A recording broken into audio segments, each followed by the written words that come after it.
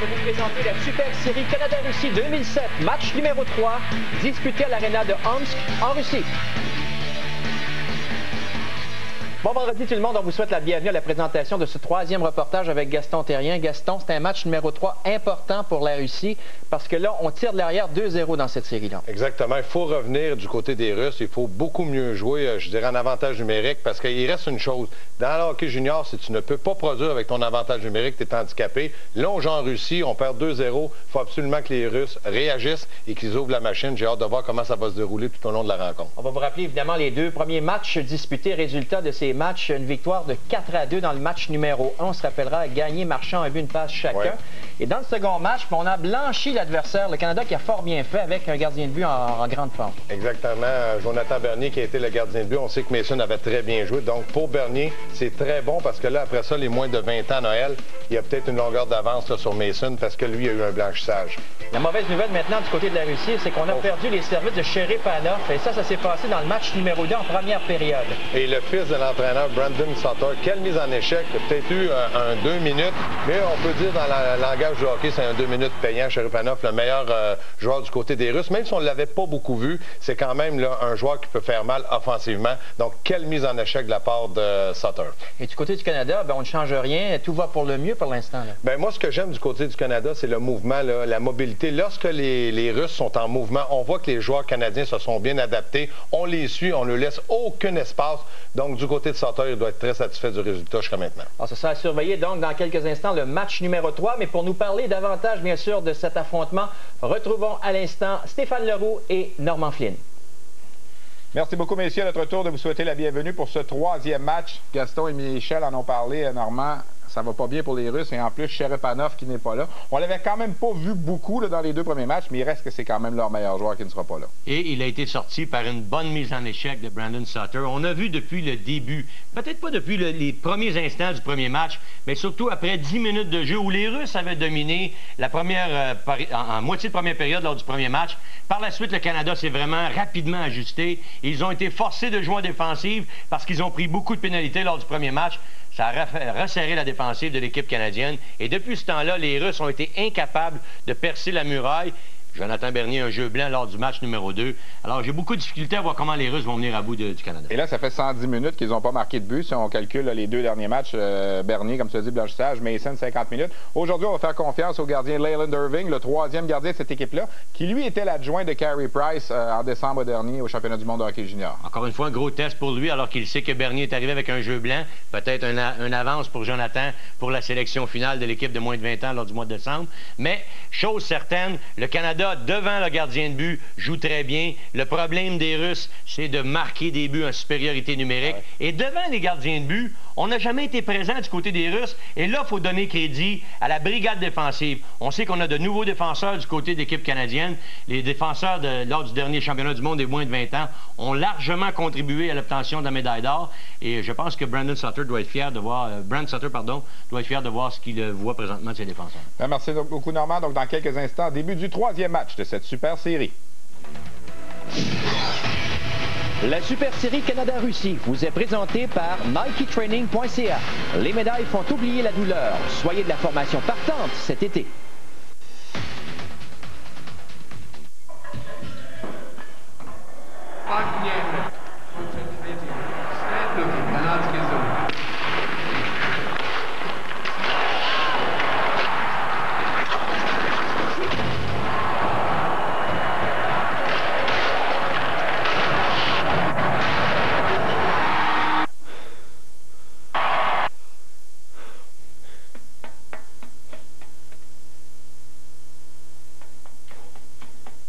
The foot off the pedal a little bit.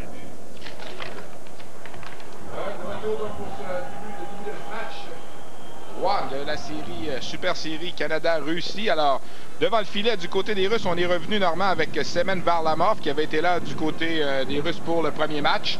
Semen Varlamov qui est le gardien en principe d'expérience du côté de la Russie. Et choix de première ronde de Washington en 2006, 23e au total. Exactement. Et comme on le disait en introduction, Leyland Irving est devant le filet pour le Canada. Alors, peu de changements du côté du Canada. On a de nouveau laissé de côté Zach Hamill et Ty Wishart, de même que Jonathan Bernier. Du côté de la Russie, évidemment, le gros absent, Alexei Cherepanov, le numéro 7, qui a été, comme on le disait en début de reportage, blessé par Brandon Sutter là, solidement lors de cette mise en échec qu'on a aperçue là, un petit peu en début de reportage. Mise en échec qui a été donnée lors du deuxième match. Et Brandon Sutter qui est resté fidèle à sa décision d'avant-tournoi, c'est-à-dire qu'il avait promis à ses 3 gardiens de but un départ. C'est exactement ce qui se produit, alors que Laylan Irving est d'office pour le match. On verra de la suite si on va continuer d'alterner. Ouais. Alors, le trio, appelons-le le trio Bing Bang du Canada, là, qui est sur la patinoire, Lucic, Sutter et Legion, qui applique beaucoup de mises en échec. Troisième trio qui excelle depuis le début du tournoi. Ça donne énormément confiance à ces jeunes joueurs qui vont s'amener dans des camps professionnels. Je pense à Lucic, sa première expérience au niveau international, et d'avoir un aussi haut niveau de hockey avant de s'amener dans la Ligue nationale. Je pense que c'est très bon pour lui. Un autre qui m'impressionne vraiment depuis le début de cette confrontation, c'est David Perron qui joue de l'excellent hockey en compagnie de Torres et Tavares. Et Perron, c'en est un autre qui pourrait faire écarquiller bien des yeux au niveau de la Ligue nationale. Lui qui n'a seulement qu'une saison d'expérience au niveau de la Ligue canadienne junior majeur, mais qui avait évolué au niveau junior 3A à Saint-Jérôme lors de son entrée au niveau hockey junior à 17 ans, à 18 ans, junior majeur avec Lewiston. Maintenant, à 19 ans, Stéphane, tout est permis pour Perron. Et là, on a vu une bonne mise en échec de Lucic appliquée à l'endroit de Vasyunov, le numéro 24. La Russie qui est redevenue pour ce match numéro 3 l'équipe hôtesse. Si on veut, l'équipe qui a le dernier changement, sauf qu'on a vu que Nemchinov, l'entraîneur russe, ne s'est pas trop formalisé de ça là, depuis le début de la série. Attention, la Kulikov s'amène en zone adverse. Kulikov qui a perdu pied, frappé par son rival Josh Godfrey, qui fait un retour dans le mêlée après avoir raté le deuxième match. On revient en territoire central. La rondelle qui est reprise par Godfrey. Godfrey de l'autre côté à Keaton Ellerby. Derrière à nouveau. On renvoie en territoire de la Russie. Le premier qui est derrière le banc, derrière le filet plutôt, c'est Shudinov qui était là, défenseur de 17 ans. Perdu le 10, c'est repris par David Perron derrière le filet. David Perron passe devant le tir et il avait bien aperçu là Kyle Turris qui s'était amené rapidement devant le filet et Canada qui a bien failli prendre les devants dès le départ. Torres, c'est le droitier, le numéro 19. Tavares, c'est le joueur, le numéro 20, le gaucher. Et quelle passe, encore une fois, de David Perron, qui, à cause de sa grande force d'accélération, de sa rapidité, la rapidité de ses mains, va pouvoir repérer son coéquipier devant le filet. Une très bonne passe de la part de David. Mise en jeu qui a été remportée par Brad Marchand, plutôt par Sam Gagné. Là, c'est Marchand qui a tenté un tir. C'est passé à la gauche du filet de Varlamov. De Giroux gagné. Le bon tir de Giroux qui a raté la cible. Alors, bon début de match pour le Canada. On met beaucoup de pression en territoire adverse. On exploite très bien le jeu derrière le gardien de but, derrière les défenseurs adverses. Ça exerce un bon contrôle de rondelle, les joueurs canadiens. Et on se place aussi très bien devant le filet. Globatsky est allé d'un tir. Premier arrêt de Laylan Irving. Le retour à Gluhoff. Gluhoff, le numéro 11, qui remplace Cherepanov dans le camp russe. Gluhoff qui évolue avec Mamin et Globatsky. Le Brad Marchand qui se lance à la poursuite du disque, mais il y a hors-jeu de signaler là-dessus lorsque Marchand touche au disque. Le jeu qui est arrêté. Alors, bon début de match pour l'équipe de Brand Sutter. Oui, c'est Lia Kabrionov, Stéphane, qui va prendre la place au centre, à la place de Cherepanov. Et là, je crois que Marchand vient d'être chassé en rentrant au banc du Canada, comme c'est souvent son habitude, d'aller d'un petit coup là, à un rival au banc de la Russie. Et l'arbitre, les arbitres qui sont russes pour ce match, semblent avoir signalé quelque chose. On va voir ce qui va se passer, là, mais je crois que Marchand va être chassé là-dessus. J'ai bien vu le Marchand poser un geste. 1, 2, 3, 4, on attend. Oui, voilà Marchand qui est au banc des punitions. Alors,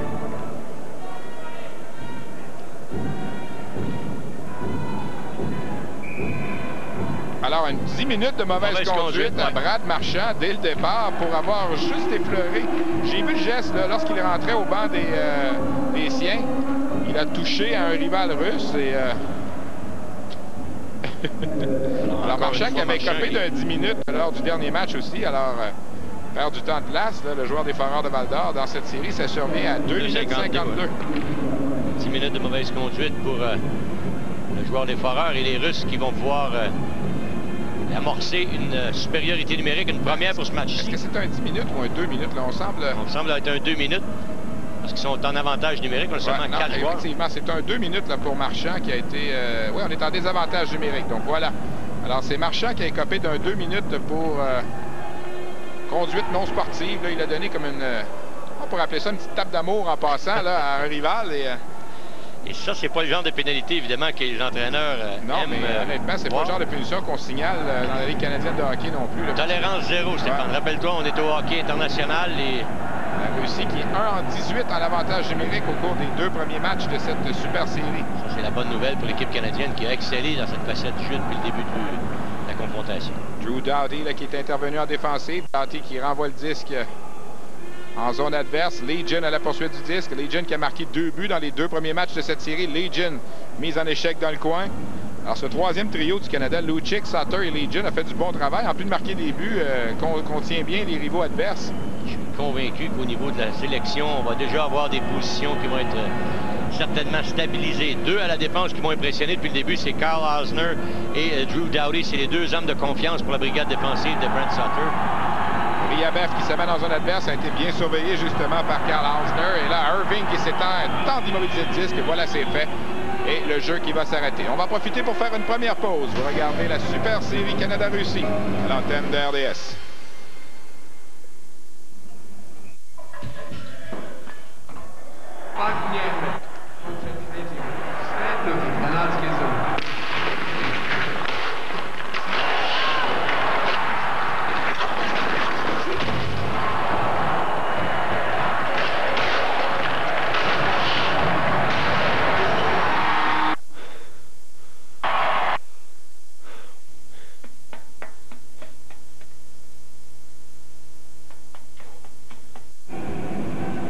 Retour à la gauche de Leland Irving. Alors, la punition qui va se terminer dans 4 secondes. Infraction mineure, donc, de Brad Marchand. Giroux s'amène en zone adverse. Giroux qui attend l'arrivée de ses coéquipiers. Giroux la passe de l'autre côté. Shen qui s'est amené, il y avait Gagné qui était là aussi pour le Canada. Et là, attention. Bousculade. Se frappe à qui mieux, là. Shen qui est un défenseur, Stéphane, qui s'est introduit, improvisé comme 4e attaquant alors qu'il y avait une chance d'aller au filet. Alors, il y a du brasse camarade des Russes qui aimeraient bien changer le tempo, si tu veux, de la confrontation pendant qu'on voit la reprise. Regarde ici, c'est Sam Gagné qui envoie la rondelle vers le filet, mais Shen est près du gardien de but. Il a poursuivi sa course vers le gardien de but, vers la mort, alors qu'on a tenté de l'empêcher d'y aller. Et par la suite, eh bien, escarmouche près du but. Et la rondelle va être replacée à l'extérieur du territoire russe. Est-ce qu'il va y avoir des pénalités? Et avec Glouhov qui était là également pour la Russie. On va attendre la décision là, des officiels. Des infractions, certainement. On a un joueur russe qui est au banc. Alors, Kurbatov s'en va au banc des punitions pour la Russie. On va voir ce qu'il y a du côté canadien également. La porte canadienne qui est ouverte, elle aussi. 5 minutes 1. Stéphane, on a 3 attaquants sur la glace. Tavares est là, Torres est là. Et Perron est là. C'est le trio de Perron, mais on attend toujours la décision officielle pendant qu'on va voir consulter. Marchand qui est encore au banc des punitions. Lui, ça a son 10 minutes, son 2 minutes. Non, c'était terminé sa punition. Lui, il venait de revenir dans la mêlée. C'est sa 2e pénalité. Alors, il y a un peu de confusion là, au banc des punitions. On ne sait pas trop là, ce qui arrive avec la décision des arbitres. Est-ce qu'il y a une mauvaise conduite? On a vu Kurbatov qui était au banc des Russes. Il y a 5 joueurs encore pour les Russes sur la glace. Et là, Brent Sutter attend évidemment les nouvelles. On ne semble pas comprendre lui non plus. Là, il y a 2 joueurs canadiens. Là, c'est Dana Tyrell et Brad Marchand qui sont au banc des pénalités. Tyrell n'était même pas sur la patinoire. Alors ça veut dire que Brad Marchand a probablement eu un 10 minutes de mauvaise conduite qui entraîne un 2 minutes. Tyrell servirait le 2 minutes. Supériorité numérique à nouveau pour les Russes. C'est ce que je peux comprendre, Stéphane, de la façon dont ça s'est produit. Ça, c'est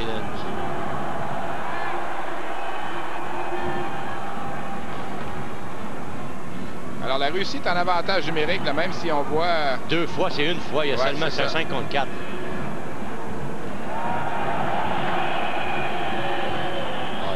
chasser le Canada encore. Là, c'est Ellerby qui semble avoir été chassé là-dessus. Ellerby va se retrouver au cachot. Double échec. Ça, c'est clair, net et précis. Et Marchand a eu un 2 minutes en même temps que Tyrell. Alors voilà pourquoi il y aurait un avantage numérique d'un joueur. Et là, avec la punition Ellerby, ce sera un double avantage numérique. La troisième fois du tournoi jusqu'à maintenant, les Russes ont profité d'une double... Et Schenn s'en va au bas de punition aussi. Là, on voit le 2 minutes qui va être décerné au défenseur Ellerby. Là, on va jouer à 5 contre 3 pendant pratiquement... 2 minutes, parce que là, il y a Marchand qui a écopé une punition à 5-0-1. Schenn est là aussi. Mais c'est pas évident ce qui se passe présentement, là, parce que... Chose certaine, c'est 5 contre 3 pour la Russie, là, en ce moment, sur la patinoire. Alors, Vishnevski vient chercher le disque. Vishnevski, là, qui tente de remettre derrière. C'est repris par Vyacheslav Voinov. Voinov qui a été probablement un des meilleurs défenseurs de la formation russe depuis le début du tournoi. Alors, 1 minute 5 à la première infraction, celle de Brad Marchand. 1:32 à celle écopée par Keaton Ellerby. Remise derrière, c'était pour Voinov. Voinov n'a pas été en mesure de saisir cette passe et on doit se réorganiser en zone neutre du côté de l'équipe russe qui, rappelons-le, est privée d'Alexei Cherepanov, son meilleur attaquant qui a subi une commotion cérébrale. Et on dit de lui qu'il est fini pour la série, donc il ne viendra pas en sol canadien. Une bonne nouvelle pour son prochain camp d'entraînement avec les Rangers de New York qui l'ont repêché en première ronde. Ouais, il avait été repêché le 17e au total. Ouais. On disait beaucoup de bien de Cherepanov avant le repêchage. Blavatsky qui a laissé à Dodanov, à Mamin derrière. Mamin qui a voulu passer, mais sa passe était molle et ça permet à Kyle Turris de sortir de son territoire. Turris qui a été accroché là-dessus et cette fois c'est Shudinov qui sera chassé pour la Russie. Shudinov, là, on sait que Turris avait reçu la possibilité d'effectuer un tir de punition lors du premier match et peu s'en est fallu là-dessus aussi que... Accroché. Oui, on a accroché. Là, c'est Shudinov, numéro 27. Le jeune défenseur qui va servir de son bâton à la verticale sur le joueur adverse. Il y a Shudinov qui va être chassé. Également celui qui est venu l'aider, Maxime Mamin, qui s'est amené en tombe. Et on va chasser le joueur de défense, Shudinov, qui, soit dit en passant, Stéphane, c'est un des deux bons défenseurs, en tout cas un des deux défenseurs de confiance de Nemchinov, l'entraîneur-chef. Parce que lui et Voinov là, sont toujours sur la glace. Ils sont utilisés autant dans des missions défensives que dans des rôles offensifs. Alors, la première punition là, qui est presque terminée va se terminer dans une quinzaine de secondes du côté de punition de Brad Marchand. Une pénalité double qui va se terminer, c'est... Il y avait eu 3 punitions en même temps, mais on n'aurait pas dû en principe inscrire. Là. Alors là, c'est le numéro 14 qui vient de sauter dans la mêlée, Dana Tyrell. Lui servait un 2 minutes supplémentaire. On a qui servait 2 minutes pour Brad Marchand. Alors, on est à 4 contre 4, mais dans quelques instants, la punition du Canada va se terminer. Ce sera avantage numérique pour le Canada, la punition de Ellerby qui va se terminer à 10 secondes. Là, on a oublié d'inscrire la punition de la Russie. Là, sur... Ce qu'il faut comprendre, c'est que les images que vous voyez présentement là, proviennent d'une alimentation internationale produite par la Russie. Alors, ce n'est pas les mêmes bons tirs là, de... Vraiment là, voilà la punition qui est terminée à Ellerby. Là, c'est avantage numérique Canada. Vous la voyez, là, la punition, 1 minute 16. Mais c'est pas au Canada, la punition, là, c'est à la Russie. Alors, il y a un peu de confusion là, chez nos collègues en Russie. On est en Sibérie pour ce match. Tir et le but! Marqué par Sam Gagné. Belle passe de David Perron. David Perron a fourni 2 passes depuis le début du match. Et de la même façon, on exploite le derrière du filet et on prend contrôle de la rondelle. Et devant le filet, il y a toujours des joueurs qui sont des options de passe pour le joueur en possession de la rondelle. Gagné était très bien positionné. Regarde le travail de David Perron. Premièrement, travail derrière la ligne des buts, derrière les défenseurs adverses. Et regarde la passe arrière ici. Wow! Directement sur le bâton. Regardez encore à sa droite. Il cherchait la rondelle à sa droite et Perron a surpris tout le monde. Oui, et David fait certainement écarquiller les yeux de John Davidson avec les Blues de Saint-Louis qui l'ont repêché 26e en première ronde. Encore une fois, comme c'est mentionné, Stéphane, regardez à sa droite. Regarde à droite. Le gardien de but est supposé de regarder à l'intérieur de son filet et protéger justement sur les deux côtés. Quelle belle performance de la part de David Perron. Première mention d'assistance, évidemment. Aujourd'hui, David qui a un excellent tournoi jusqu'à maintenant. 2 passes, David Perron, depuis le début du tournoi. C'était le 2e but aussi de Sam Gagné qui avait marqué lors du premier match. John Tavares, que vous voyez à l'écran, la jeune sensation des Generals d'Oshawa, 72 buts la saison dernière avec les Generals. Alors, on confirme le premier but marqué à 7,48 en avantage numérique. Sam Gagné sur une passe de David Perron des Maniacs de Lewiston et c'est 1-0. Déjà, Nemchinov tente de replacer les choses parce que jusqu'à maintenant, l'ajustement qui a été produit en défensive de la part de l'équipe canadienne a fonctionné. Les Russes sont confus présentement. On tente par tous les moyens de progresser avec la rondelle vers la zone offensive, mais c'est une muraille. Et là, tu vois, pas besoin de lire sur les lèvres pour savoir que Nemchinov n'est pas content de ce qu'il a vu présentement. Mais j'aimerais bien que tu lises sur ses lèvres en russe. La façon, la physionomie de l'entraîneur, ça disait que le nom pas content. Ouais. On voyait là, par comme tu dis, la physionomie que ça allait pas bien le début de match. Là. Lors du dernier match, on lui a remis un cadeau à Nemchinov au centre de la glace, Stéphane. Une statuette. Je peux dire qu'il n'était pas très content d'aller recevoir un prix dans le milieu de la glace alors que son équipe venait de se faire blanchir 3-0. La série qui a été déplacée, là, les 2 premiers matchs avaient lieu à Ufa. Là, on est rendu à Omsk, en Sibérie. Alors, un amphithéâtre qui n'est pas très vieux non plus. Un bel amphithéâtre qui accueille cette série. Une bonne foule, malgré que les Russes ont perdu les 2 premiers matchs. Lucic avec Legion et Sutter. Et là, on est tenté de surprendre par derrière et c'était Lucic qui s'était amené et peu s'en est fallu. Sutter derrière le filet là, qui continue à contrôler le disque. La mise derrière, c'est pour Drew Doughty. Le tir de Doughty, c'était un peu haut, c'est passé à la droite du gardien. Ça se retrouve derrière le filet. Lucic qui laisse pour Brandon Sutter. Sutter qui a perdu la rondelle et ça permet aux Russes d'y aller d'une sortie de territoire. Doughty qui pousse plus loin. Doughty vers Legion. Legion est à la poursuite du 10 seul de son camp puisqu'on effectue des changements au banc canadien. Il a réussi à ramener la rondelle en zone des Russes parce que défensivement, Alzner et Doughty n'ont rien donné en zone neutre. On n'a pas donné d'espace aux joueurs russes pour s'amener en territoire offensif. Igor Zubov qui a participé au défi ADT l'an passé à Rouyn-Noranda et à Val-d'Or. Et la punition qui vient d'être signalée là-dessus. Punition pour obstruction et c'est Mamine, je crois, qui a été chassé. Et là, les Russes ont été embouteillés de par un bon échec avant. Bon positionnement de la part de l'équipe canadienne. Et aussitôt que la rondelle passe d'un côté à l'autre, il y a un déplacement rapide et on met de l'échec avant sur le porteur de la rondelle. Résultat, les Russes sont totalement embouteillés jusqu'à maintenant. Alors, c'est Mamine qui a été chassé à 9 minutes 26. Donc, deuxième opportunité pour le Canada en avantage numérique. En train de donner un sérieux son de cloche aux Russes, là, parce que jusqu'à maintenant, on est, comme j'ai mentionné dans le début d'émission, à part les 10 premières minutes de la première partie, les Canadiens ont été en totale domination. Tir de Eke qui est passé à la droite du filet. David Perron reprend dans le coin. Perron à Tavares. Tavares contrôle le 10. La passe à Turris. Le tir et le but! Même marqué jeu. par Kyle Turris. C'est 2-0 au Canada. Même jeu, même situation. Et Varlamov s'est encore fait prendre hors position. Résultat, le plan de match du côté canadien n'est pas compliqué. Faire progresser la rondelle derrière les défenseurs et profiter des largesses de leurs défenseurs. Et regardez bien encore une fois, Tavares s'empare de la rondelle, refile à Turris, trouve la partie supérieure, mais regarde la position du gardien de but. Sa position n'est pas du tout adéquate. La rondelle va passer par-dessus son épaule. L'échec avant ici, pardon, pas l'échec avant, mais le travail du défenseur à 1 contre 1. Le gardien s'est jeté à terre, rapidement, mais la précision du tir également de Kyle Turris. La mine des confites de l'entraîneur-chef Sergei Nemchinov. Ça n'a pris que 14 secondes à cette attaque massive. Le Canada qui est 2-2 en avantage numérique, qui était que 1-9 au cours des 2 premiers matchs. Alors là, ça a bien fonctionné. Brent Sutter s'amuse d'un côté de la glace. Du même côté, bien Nemchinov, il ne doit pas trouver ça tellement drôle.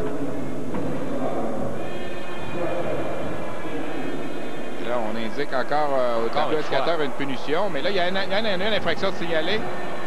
Et là, on a donné un coup de bâton. Je crois que c'est Boychuk qui sera chassé, là, qui est passé devant le gardien. Et là, tu prends un petit peu les Russes en pitié, Stéphane, là, parce que c'est évident avec la situation présente. Non, mais ce que je voulais dire, c'est qu'il y avait encore une punition inscrite de façon électronique. Là, Ah, ben là, il faut plus on ne se fiera pas trop à ça, ça, le tableau électronique. C'est 2-0. Et regardez bien la pénalité qu'on va donner à Boychuk. Boychuk est complètement seul devant le gardien de but vers la mort et donne un coup de bâton.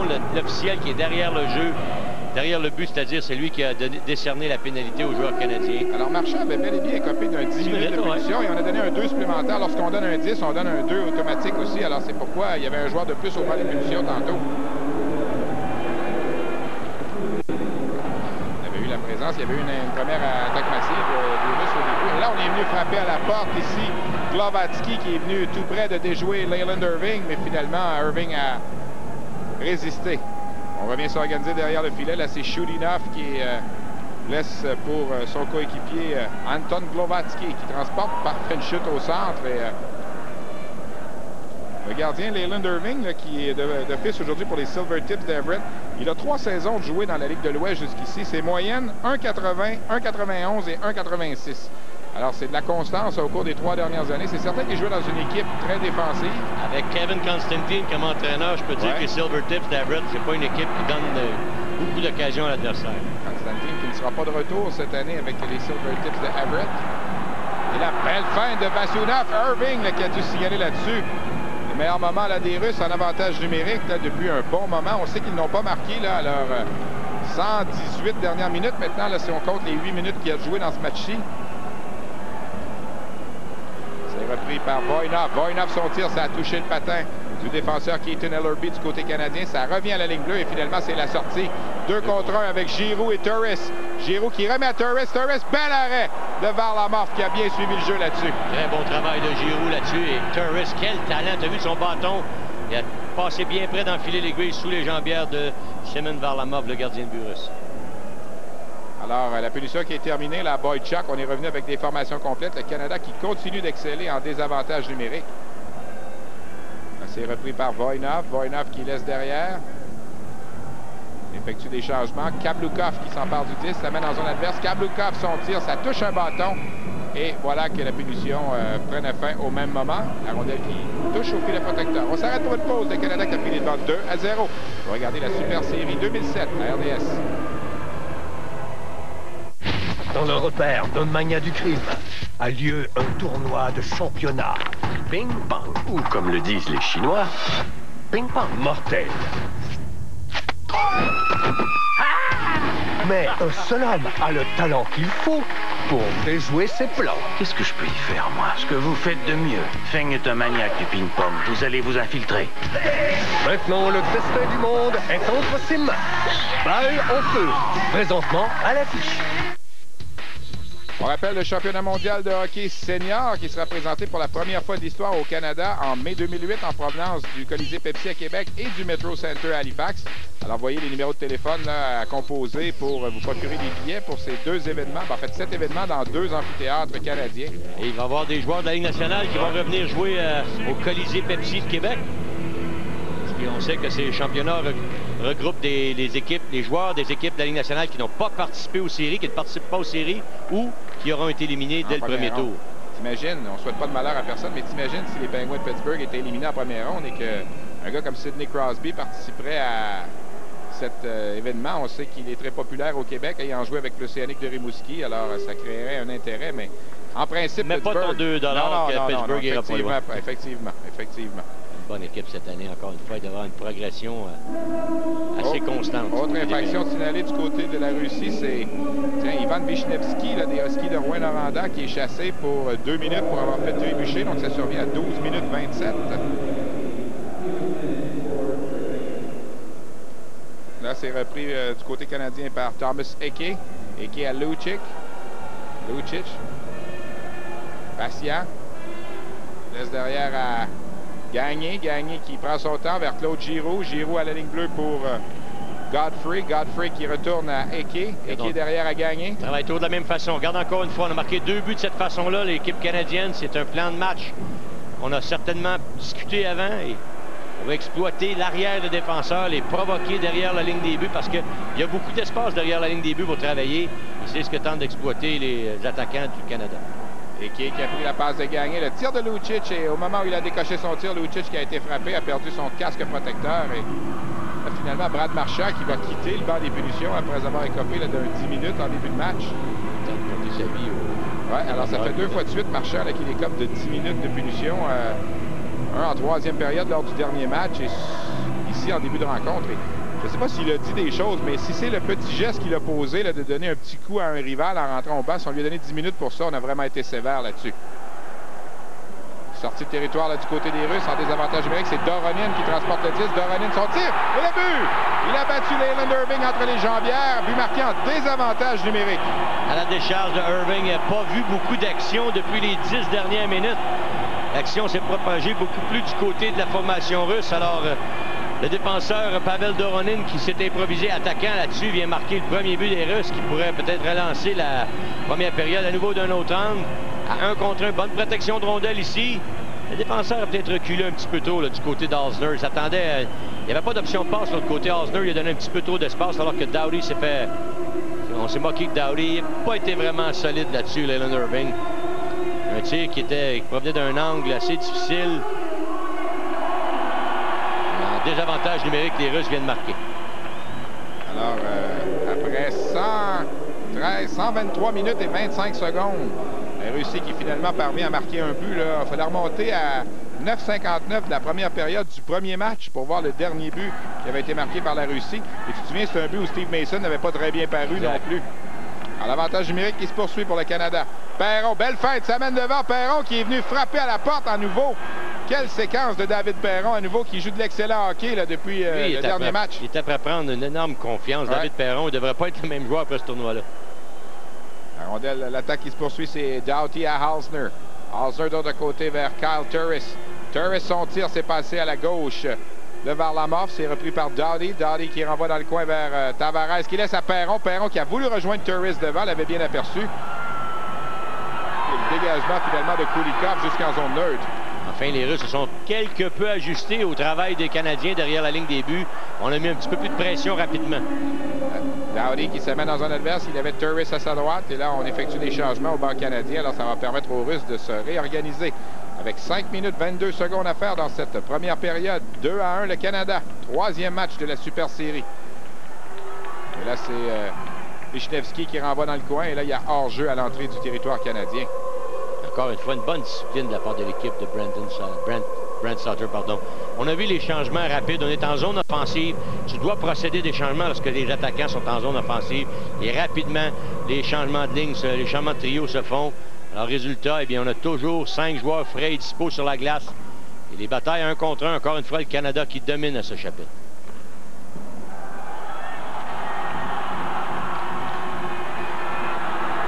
Tir de Grishin, bloqué par Colton Gillies qui va s'échapper. Colton Gillies s'amène seul devant Varlamov.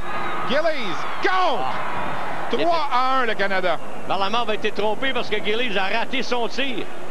Gillies a raté son tir, mais encore une fois, il était bien positionné devant le défenseur russe lorsque celui-ci a tiré vers le filet. Gillies a payé le prix, a bloqué la rondelle. Résultat, il s'est ramassé complètement seul avec le gardien de but Varlamov. On va voir à nouveau. Reçoit la rondelle directement sur la jambière. Aucune chance pour le défenseur du côté opposé de rattraper l'attaquant canadien. Regarde bien ici, Stéphane. Il va faire un petit geste. Il va rater son tir. La rondelle va passer par-dessus sa palette et va tromper la vigilance du gardien de but. À nouveau, d'un autre angle, tire. Regarde, la rondelle a passé, a roulé par-dessus sa palette. Balle papillon, d'une certaine façon, là, qui a été décoché. Gillies qui marque son premier du tournoi, son premier de la série, devrais-je dire. Lui qui évolue avec les Blades de Saskatoon. C'est pas un marqueur naturel, c'est plus un joueur de rôle, si on veut, défensif. Il n'a marqué que 13 buts l'an passé avec les Blades en 65 matchs. Il évolue sur le 4e trio avec Emerton et Boychuk. Alors 3-1, le Canada qui a repris donc le but qu'il avait laissé en désavantage numérique un peu plus tôt. Mais le Wild Minnesota a vu quelque chose dans Gillies parce qu'ils l'ont repêché en première ronde. 16e au total. On se souvient de son oncle Clark avec les Islanders à la belle époque de Brian Trottier et de Mike Bossy. Le gardien de but Varlamov qui a fait face. On s'arrête. 3-1 le Canada. Vous regardez la Super Série 2007.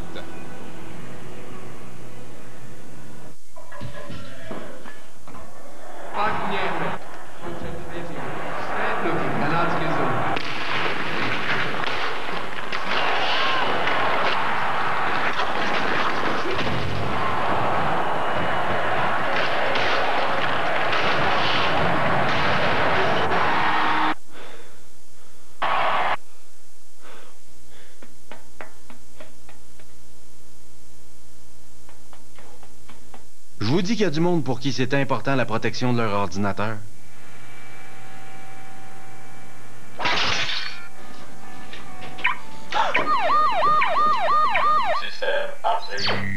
Mais il y a moyen de faire plus simple.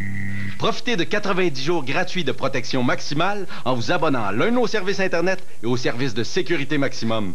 Le service Internet de Vidéotron, le plus rapide et le plus fiable. Point final. voit les partisans là, de la Russie qui sont en grand nombre pour ce match. Je me le mentionnais, même si... Ah, tu te le mentionnais, oui. Non, je mentionnais plutôt, même si le Canada a pris les devants 2-0 dans cette série. Partisans qui demeurent confiants en leurs favoris, mais... David Perron, comme j'ai dit, tant mieux pour lui. Il est après faire écarquiller les yeux de bien du monde. Il y avait peut-être des points d'interrogation quant à son aspect physique à David Perron, mais il y en a de moins en moins des points d'interrogation. Et là, Stéphane, ce qui est important pour David, c'est la confiance, comme je disais tantôt, qu'il vient de prendre là.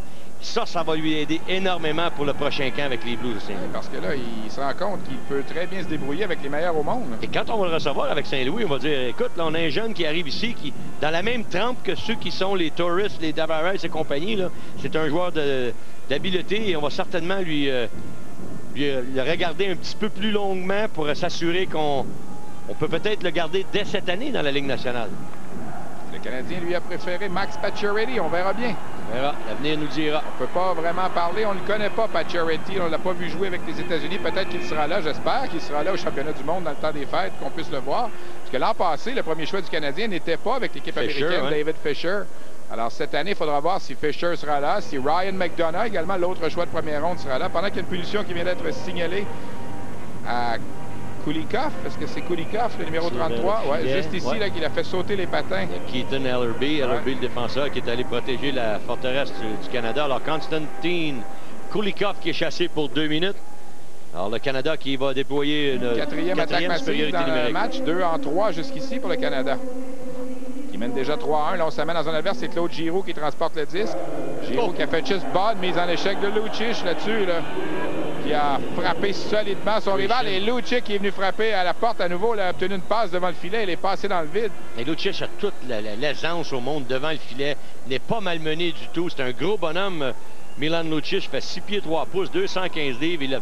Regardez son travail devant le filet. Il n'est vraiment pas dérangé. Ça, c'est le style des gros joueurs, des gros gaillards que les équipes de la Ligue nationale veulent avoir. Alors, je pense que les Bruins ont un potentiel dans leurs mains.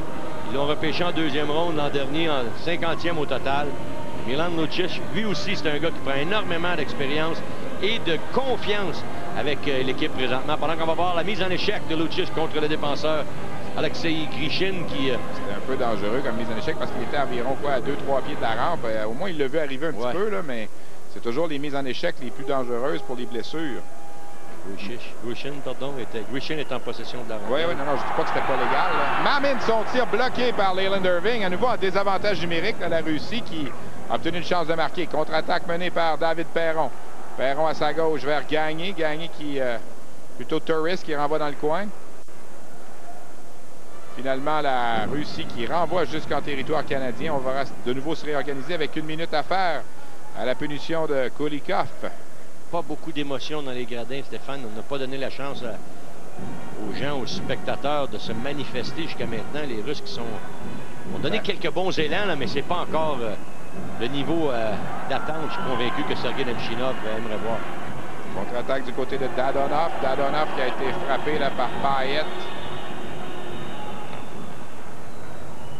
Et là, c'est repris par Torres. Torres s'amène en zone adverse. Torres qui laisse derrière à Tavares. Tavares qui a voulu retourner le disque à Torres. Finalement, c'est Perron derrière le filet. Perron là, qui contrôle le disque. Perron toujours en possession de la rondelle. Il est habile. Il a des mains en or, David Perron. On l'a vu à la Coupe Memorial et on l'a vu également son but marqué là, lors du dernier match. Et son travail avec la rondelle est exceptionnel. Sortie de territoire, là, c'est Majorov qui est stoppé dans sa descente. Majorov, la belle passe pour Bodorov. Et là, il a été frappé solidement par Drew Doughty. Et... oh, ça semblait lui faire mal. Oui, Anisimov qui était... c'est Anisimov, le numéro 12. C'est plutôt Bodorov, le 10. 16, qui vient d'avoir la rondelle. C'est 10, la raison. Evgeny Bodorov, là, qui a été frappé là, par Drew Doughty. Et... il est frappé au niveau des jambes, surtout avec le bâton de Doughty qui était sur la glace. Il y avait un peu de genou aussi là-dedans. Alors, les Russes qui ont été malmenés physiquement et des mines déconfites. Et le match numéro 3, comme dans une série 4-7, souvent, c'est souvent le match à gagner, surtout quand tu tires de l'arrière par deux parties. Si les Russes perdent ce 3e match-ci, bien ça va être très difficile pour eux d'avoir un petit peu d'émotion et de relever le défi pour le restant du défi. La Russie, là, Evren est sur la liste des blessés depuis après le premier match, le numéro 19. On a perdu Cherepanov dans le deuxième. Et là, Bodorov qui semble avoir la difficulté là, à se remettre de cette dernière mise en échec de Doughty. Alors, c'est avantage numérique pour la Russie, là, puisque la punition à Kulikov est terminée. On voit ici le soigneur là, qui prodigue les premiers soins. Ça semble être le genou droit du côté de Bodorov. Et si Anisimov transporte le disque.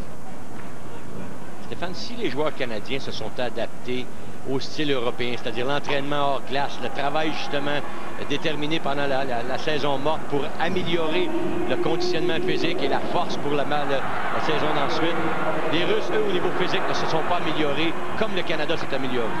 Voinov, son tir s'est passé à la droite de Irving. Irving qui tente d'immobiliser le disque, n'a pas été en mesure. Luke Schenn qui a perdu son bâton, tente à son tour de conserver le disque tout près de la rampe. C'est Riabev qui reprend. On a accroché Riabev et Ellerby qui sera chassé. Là, pour une deuxième fois, ce sera un 5 contre 3.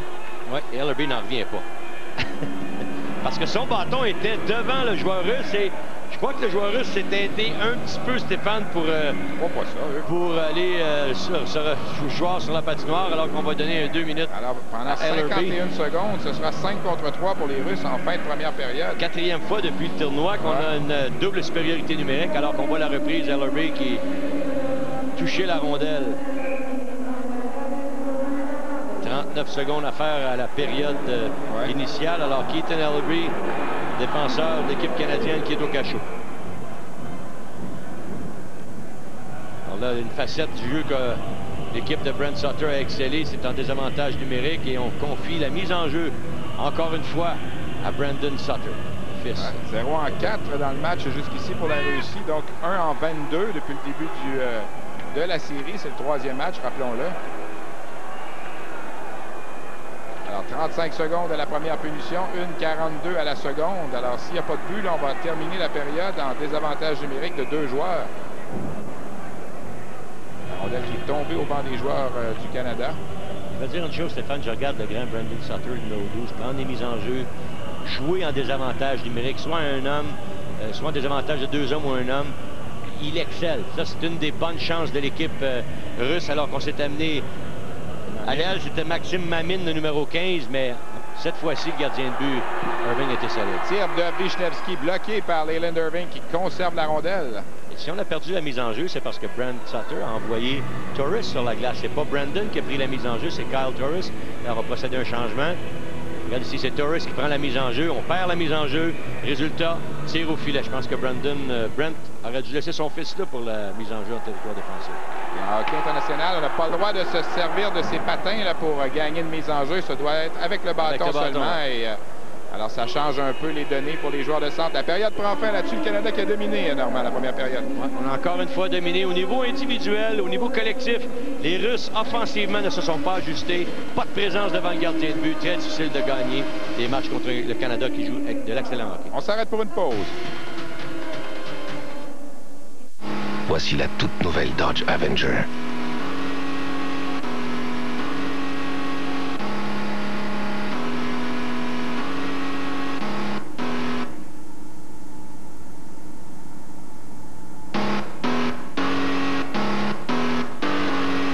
La toute nouvelle Dodge Avenger. Quand vient le moment d'avoir du fun, c'est elle qui donne le rythme.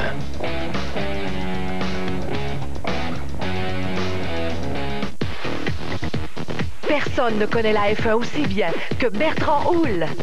Pour tout savoir et mieux comprendre les enjeux de la F1, occupez la pole position aux côtés de Bertrand Houle. F1 Magazine, seulement à RDS. On ne devient pas grand champion de NASCAR du jour au lendemain. Il faut d'abord faire ses classes. La série Busch NASCAR, les grandes vedettes à la petite école. Le Canada en avant 3-1 après 20 minutes dans ce match numéro 3 face à la Russie. Bien, moi, qu'on puisse dire, Gaston, c'est que le Canada a repris où il a laissé et ça a bien débuté dans ce match avec un excellent but signé Sam Gagné. Exactement, Sam Gagné, mais David Perron a connu toute une première période. On sait qu'il avait très peu joué lors du premier match. Et le deuxième match, il avait été excellent. Et encore une fois, il a démontré son grand talent.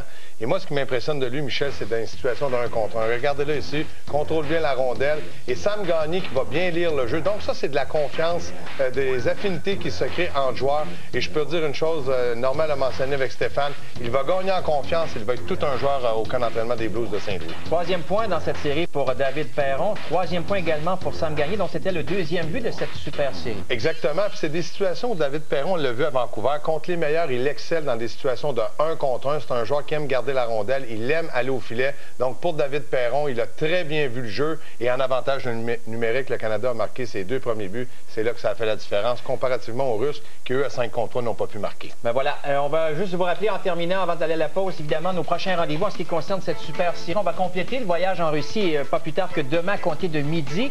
Et par la suite, la série qui se transportera en sol canadien avec des matchs disputés à compter du 4 septembre. Premier match au Canada à Winnipeg à compter de 20 h. On s'arrête le temps d'une pause et on vous revient avec le sommaire de cette première période.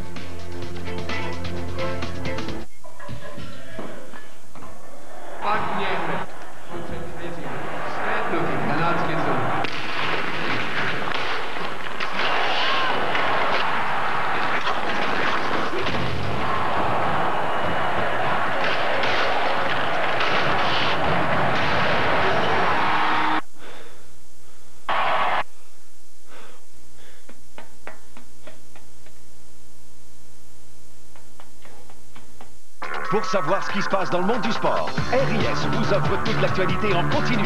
Les nouvelles, les stats, les scores, mises à jour en temps réel 24 heures sur 24. Pour vous abonner, contactez votre distributeur ou visitez infosport.ca. RIS Infosport, premier à le savoir. La Coupe HSBC, une bourse de 150 000 $. Les pros de l'AGP essaieront de détrôner le champion en titre, Dave Kelly, dans une excitante compétition par trou. Du 5 au 9 septembre au Club de golf Rosemère. Un événement de la série Prestige HSBC. Le sommaire de la première période vous est présenté par NikeTraining.ca. Les médailles font oublier la douleur. Soyez de la formation partante cet été.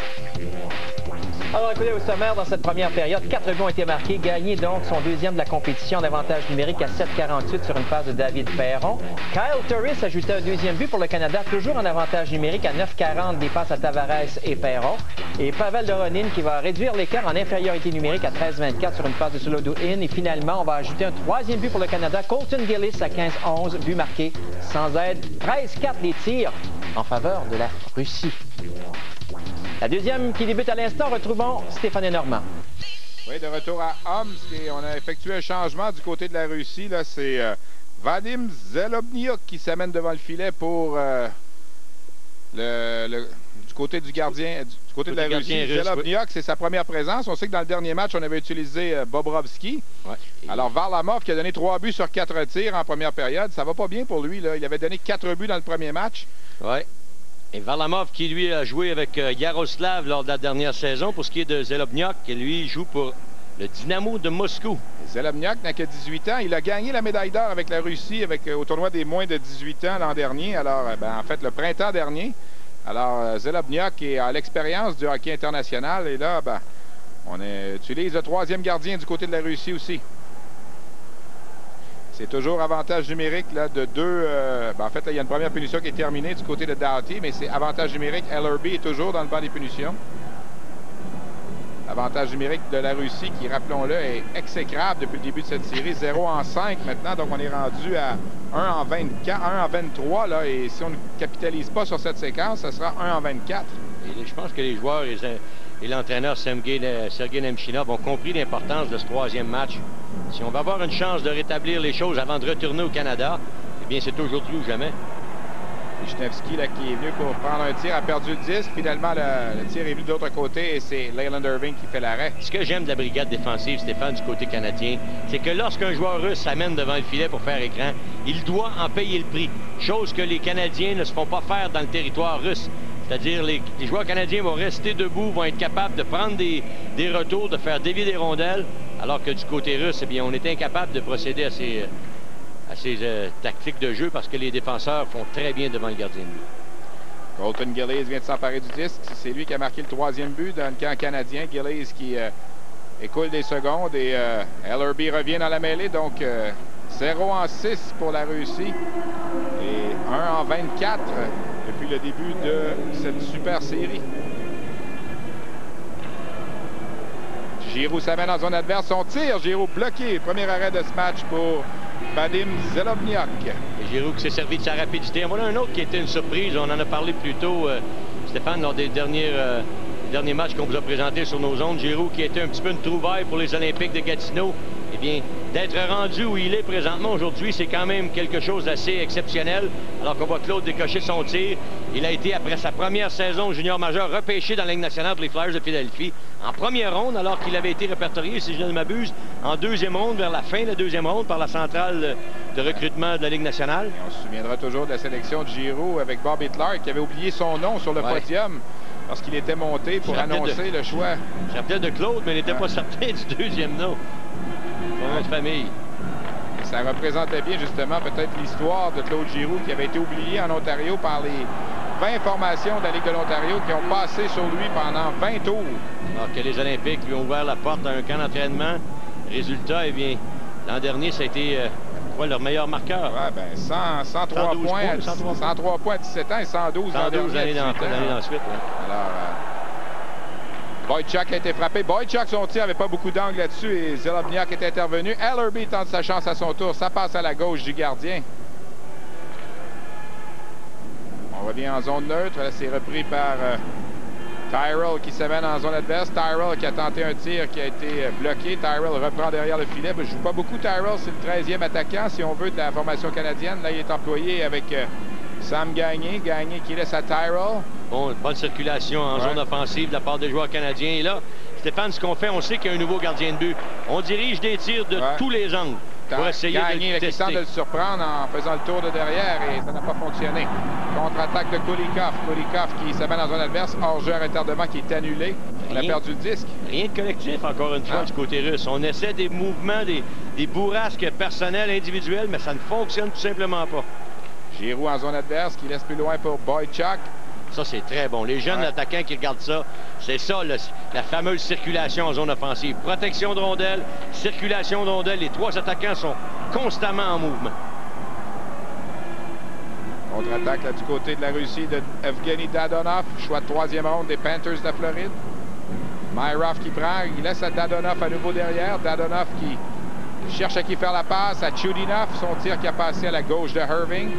La rondelle qui revient sur le bâton de Dowdy qui réussit à pousser jusqu'en zone neutre. Dowdy, c'est pas fait une chute. Pas un gros gabarit, Dowdy, mais j'aime bien ce que je vois, surtout offensivement. Marchand là, qui est venu pour prendre sa chance d'y aller d'un tir, mais a été gêné dans sa manœuvre par Dadonov qui était sur le repli défensif. On revient en territoire canadien. 4 minutes découlées en deuxième période. Le Canada qui mène 3-1. Début de Gagné, Turris et Gillies en première période. Passe de l'autre côté pour Alsner. Alsner, la longue remise au centre vers Legion. Finalement, c'est Marchand qui vient lui prêter main forte. Legion qui a tenté un tir. Sutter était tout près. Contre-attaque de Riabev. Riabev s'amène en zone adverse. Le numéro 14. Riabev, son tir qui échappe à Irving et le but! Et là, le Canada s'est fait prendre en étant un petit peu trop longuement sur la glace. Deuxième période. Les changements sont importants et tu ne dois pas te faire prendre. Là, le Canada s'est fait prendre sur un mauvais changement. On a donné un surnom, mais résultat, les Russes ont marqué. Regarde ici, on procède à des changements en haut de l'écran. Résultat, les Russes en profitent. On a pu s'amener en zone. Il y avait quand même un attaquant qui était derrière. On a donné un petit peu trop d'espace là-dessus. Et c'est sur le retour de lancer. Il n'a pas bien paru là-dessus non plus, comme il n'avait pas très bien paru sur le premier but. Anisimov va s'emparer du retour de Riabev. Regarde Riabev, 1 contre 1. Là, il a donné trop d'espace. La rondelle dévie sur le défenseur et par la suite frappe l'épaule du gardien de but, Irving. Mais c'est sûr que c'était pas un 3 contre 2 vraiment clair parce que l'attaquant s'est amené suffisamment rapidement du banc des joueurs pour pouvoir contrer le surnom. Mais les Russes ont profité d'une largesse peut-être un petit peu en défensive de la part de l'équipe canadienne. C'est le deuxième but de Riabev dans la Super Série. Il a marqué 2 des 4 buts des Russes jusqu'ici, numéro 14. Alors on jugerait qu'Anisimov n'a pas touché la rondelle. On va s'arrêter pour une pause. 3-2, le Canada mène. Vous regardez le match numéro 3 de la Super Série à l'antenne de RDS.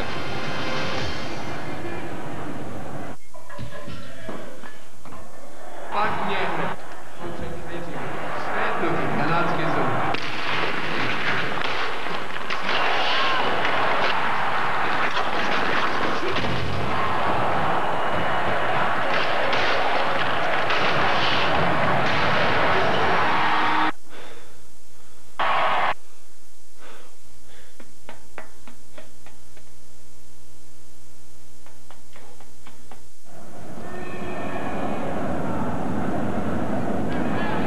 jeu à la droite de Leyland Irving.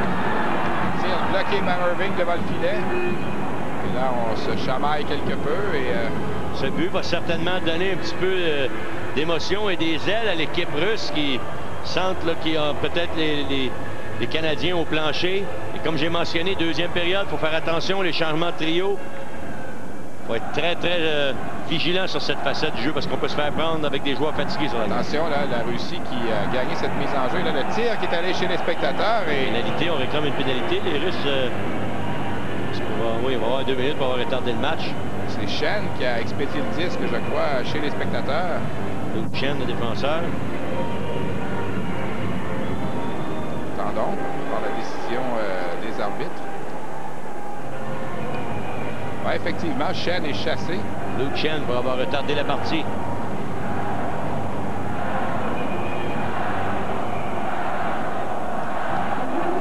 Septième avantage numérique pour la Russie, 0-6 depuis le début. Là, la Russie a une chance de créer l'égalité. Une belle occasion qui s'offre à l'équipe de Nemchinov. Gromadzki de l'autre côté, c'est Vishnevski qui s'empare du 10. Vishnevski, son tir, bel arrêt de Irving. Là, Irving a semblé touché au visage ou au cou. Il est tombé à la renverse. Et, encore une fois, le jeune de 17 ans voit une offre, le numéro 30, accompagné de Vishnevski à la défense. Alors, beaucoup de confiance de la part de l'entraîneur Nemchinov envers ce jeune de 17 ans. Vishnevski qui a transporté la rondelle. Bel arrêt de Irving là-dessus qui a bien suivi la séquence. Et il vient de voler Maxime Mamin. Le numéro 15 qui s'était amené là à la gauche de Irving. Une des bonnes séquences du côté de la Russie depuis le début du tournoi. Et là, c'est le numéro 12 qui vient d'être Anisimov qui vient d'être frappé. Est-ce qu'il a été blessé là-dessus? On va avoir 2 minutes. C'est le numéro 18, Gillies, qui l'a frappé. Gillies était au banc alors qu'il a retourné vers le banc pour après avoir frappé le joueur Anisimov. Anisimov a lourdement donné contre la glace, mais s'est jamais relevé. Numéro 5, on a été Ellerby. Numéro 5. Ouais, ici, c'est... ça, c'est le coup de... Gillies à l'endroit d'Anisimov. Je pensais que c'était là la pénalité, mais je pense que c'est Ellerby qui va être chassé. Parce que l'officiel a indiqué numéro 5. Ellerby qui était chassé, alors ce n'est pas la séquence qu'on a vue à l'écran. C'est peut-être n'y rien comprendre. Hein? Alors, Colton qui s'en tire à bon compte. De l'endroit où nous sommes placés, normalement, c'était difficile de voir vraiment ce qui s'est passé. Tu as absolument raison, Stéphane. Alors, chose certaine, c'est à nouveau double supériorité numérique pour la Russie. C'est la 3e fois dans le match là, que la Russie a la chance d'évoluer à 5 contre 3. En 58 secondes de la punition à Shen, 1,45 à celle de Ellerby. Massoudov se met dans zone adverse. Ariabev derrière. Passe de l'autre côté, Chudinov qui a tenté un tir qui a été bloqué en défensive. Alors, il faudra voir si Anisimov sera en mesure de revenir au jeu. Numéro 12 qui a vraiment semblé ébranlé sur cette séquence à la suite de la mise en échec de Gillies qui n'a pas été sanctionné par l'arbitre. Vasyunov en zone adverse. Vasyunov qui laisse derrière à Riabev. Riabev derrière pour Alexandrov. Ça revient à ce dernier. Alexandrov de l'autre côté vers Chudinov. Chudinov à la droite de Irving. La rondelle revient à Chudinov. À Alexandrov, son tir. Belle glissade. Sutter. Ouais, Brandon Sutter qui s'est étendu de tout son long. Alexandrov à Chudinov, l'autre côté, son tir partiellement bloqué cette fois par le défenseur du côté du Canada, c'était Halsner. Et le dégagement du Canada jusqu'à l'autre bout, ça va coïncider avec le retour dans la mêlée de Luke Shen. Je peux dire une chose, les Hurricanes ont déjà un vrai joueur dédié en Eric Stahl. Et les Hurricanes vont maintenant avoir Brandon Sutter. C'est un autre joueur dédié qui va tellement aider une équipe de la Ligue nationale. Mamin en zone adverse, l'attaque massive qui se poursuit. Glovanski, son tir bloqué par Irving qui a jeté un coup d'œil derrière lui toutefois là-dessus. Chasse encore le Canada, sa dernière seconde. Non, là, c'est les Russes qui vont être chassés. Pour un coup de bâton. C'est celui qui est chassé, c'est Mamin. Mamin est allé voir devant le filet. Il a obtenu une chance de marquer. Parce qu'on l'a laissé. Je suis convaincu que Sutter n'a pas aimé ce qu'il a vu dans la descente vers le filet de la part des joueurs canadiens parce que tout le monde a été passif. On a regardé Mamin dans le... Regarde si Mamin va s'amener. Il est complètement seul et on s'en est pas tout de suite après. Le Torres s'en est occupé. Torres qui n'est pas reconnu pour ses prouesses en défensive, mais plutôt en attaque. Et sur la séquence, eh bien, Mamin a passé bien près d'enfiler l'aiguille, mais là, il est chassé pour 2 minutes. Ouais, pour avoir donné un coup de bâton à Leyland Irving après le coup de sifflet. Alors, on va évoluer là 4 contre 4, puis par la suite, ce sera avantage numérique Canada là, dans 25 secondes. À chaque fois que Brent Sutter enlève Brandon sur les désavantages numériques, il fait de la place à Kyle Turris. Et Turris a de la difficulté sur cette facette. Particulièrement peut-être sur les mises en jeu. On l'a vu sa mise en jeu. Excellé. La dernière séquence, là encore, il a laissé filer Mamine vers le but. Il ne peut pas être sur la glace tout le temps non plus. Non, non, c'est sûr. Ça prendrait quelqu'un d'autre que Turris peut-être pour les rôles défensifs. Le tir de loin là, qui venait de Godfrey et ça a été dévié dans le filet protecteur. Ben, on va s'arrêter pour une pause. 3-2, le Canada mène. Vous regardez la Super Série 2007 à l'antenne de RDS.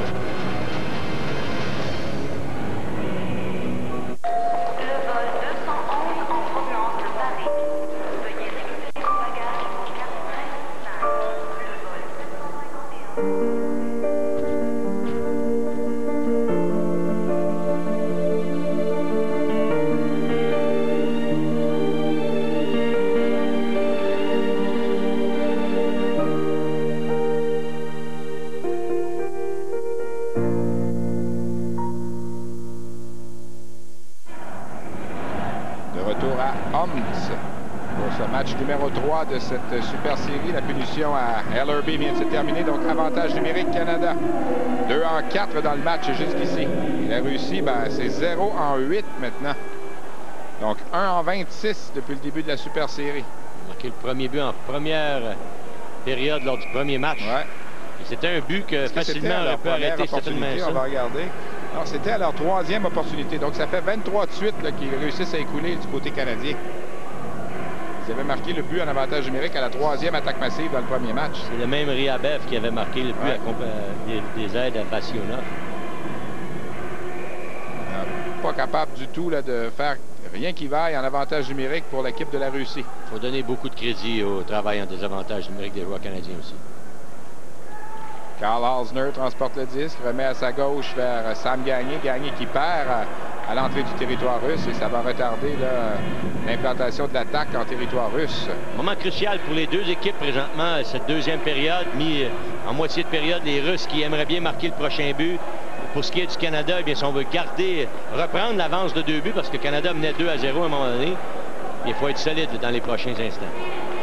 Perron, la belle feinte à nouveau. Perron, le tir, il avait tout fait sauf marquer là-dessus. David Perron qui s'est moqué du défenseur, a couché le gardien, mais n'a pas été en mesure de le battre par la suite. Je te dis que John Davidson doit saliver. David Perron, là, qui prend de plus en plus d'aisance, de confiance, et son travail avec la rondelle est tout à fait génial. Perron, la remise à Hausner, le tir de Hausner, son bâton a été fracassé et n'a pas été en mesure d'avoir un bon lancer là-dessus. Perron reprend dans le coin. La passe devant à nouveau pour Tavares. Et quelle passe de Perron, là, John Tavares, qui est bien prêt là, de déjouer le gardien Zelopniak. Punition terminée à Mamine. On est revenu avec des formations complètes. Bon travail là, du trio de David Perron, Kyle Turris et John Tavares là-dessus. C'est repris là, par Drew Doughty. Doughty derrière son filet s'esquive. Doughty qui amène jusqu'au centre. La rondelle revient du côté de Logan Pyatt. Pyatt qui se contente de la laisser aller plus loin. Derrière le filet, là, c'est Grishin pour la Russie. Grishin qui s'amène en zone neutre. Colasse défenseur du côté de la Russie. Grishin qui en va dans le coin. C'est Pyatt qui est là le premier. Pyatt par la rampe a voulu dégager son territoire. Ça a été intercepté par la Russie. Le tir bloqué en défensive à nouveau. Et là, on va quitter du côté canadien avec Brad Marchand des Foreurs qui s'amène en zone adverse. Marchand la passe de l'autre côté, visait Kyle Turris à sa droite et n'a pas été en mesure de le rejoindre. Tantôt, tu as vu Pyatt arrêter la rondelle nombreuses fois. Il n'y a pas de tir au but parce que devant les joueurs russes, eh bien, les joueurs canadiens payent le prix. Ils vont bloquer les tirs. C'est souvent une statistique qu'on oublie. Mais les tirs bloqués par les attaquants ou les défenseurs devant le gardien de but, statistique qu'on n'a pas tout le temps à portée de la main, mais qui est fort important. Alors, on a franchi le cap là, de la mi-chemin dans ce match, donc dans ce troisième rencontre. Et là, il y a hors-jeu à l'entrée du territoire. Celui que vous voyez à l'écran présentement, c'est Thomas Hickey, qui a été un choix surprise, un peu au quatrième rang du dernier repêchage par Los Angeles. Dernière chance marquée de Tavares sur une très bonne passe de David Perron. Encore une fois là-dessus, Perron s'est faufilé de par sa grande rapidité. Il est capable de se moquer de la couverture défensive. Encore une fois, regarde ici.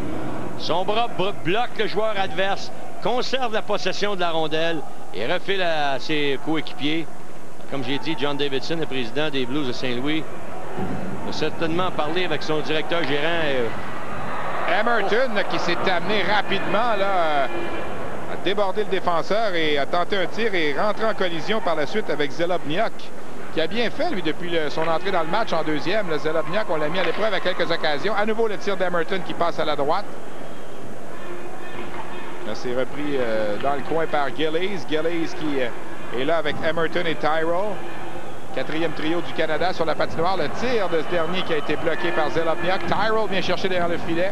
Tyrell qui renvoie à la ligne bleue vers Logan Pyatt. Pyatt qui retourne le 10 dans le coin. Voinov n'a pas été en mesure de s'en emparer. Là, c'est Gillies qui a marqué le troisième but avec son patin. Pousse vers Emerton derrière le filet. Emerton qui tente de se défaire de Voinov. Voinov qui perd à son tour. Emerton reprend. Emerton cherche à qui faire la passe. Retourne le disque dans le coin.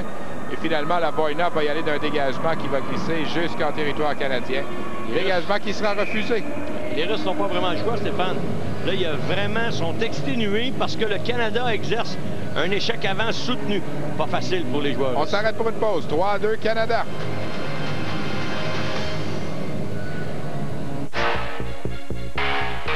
Jules, rendez-vous plus tard. Bertrand, hein? Je suis peut-être vieux jeu, mais j'aime bien ça, les voyelles. A, I, O. Attachez vos ceintures. Les bolides s'en viennent.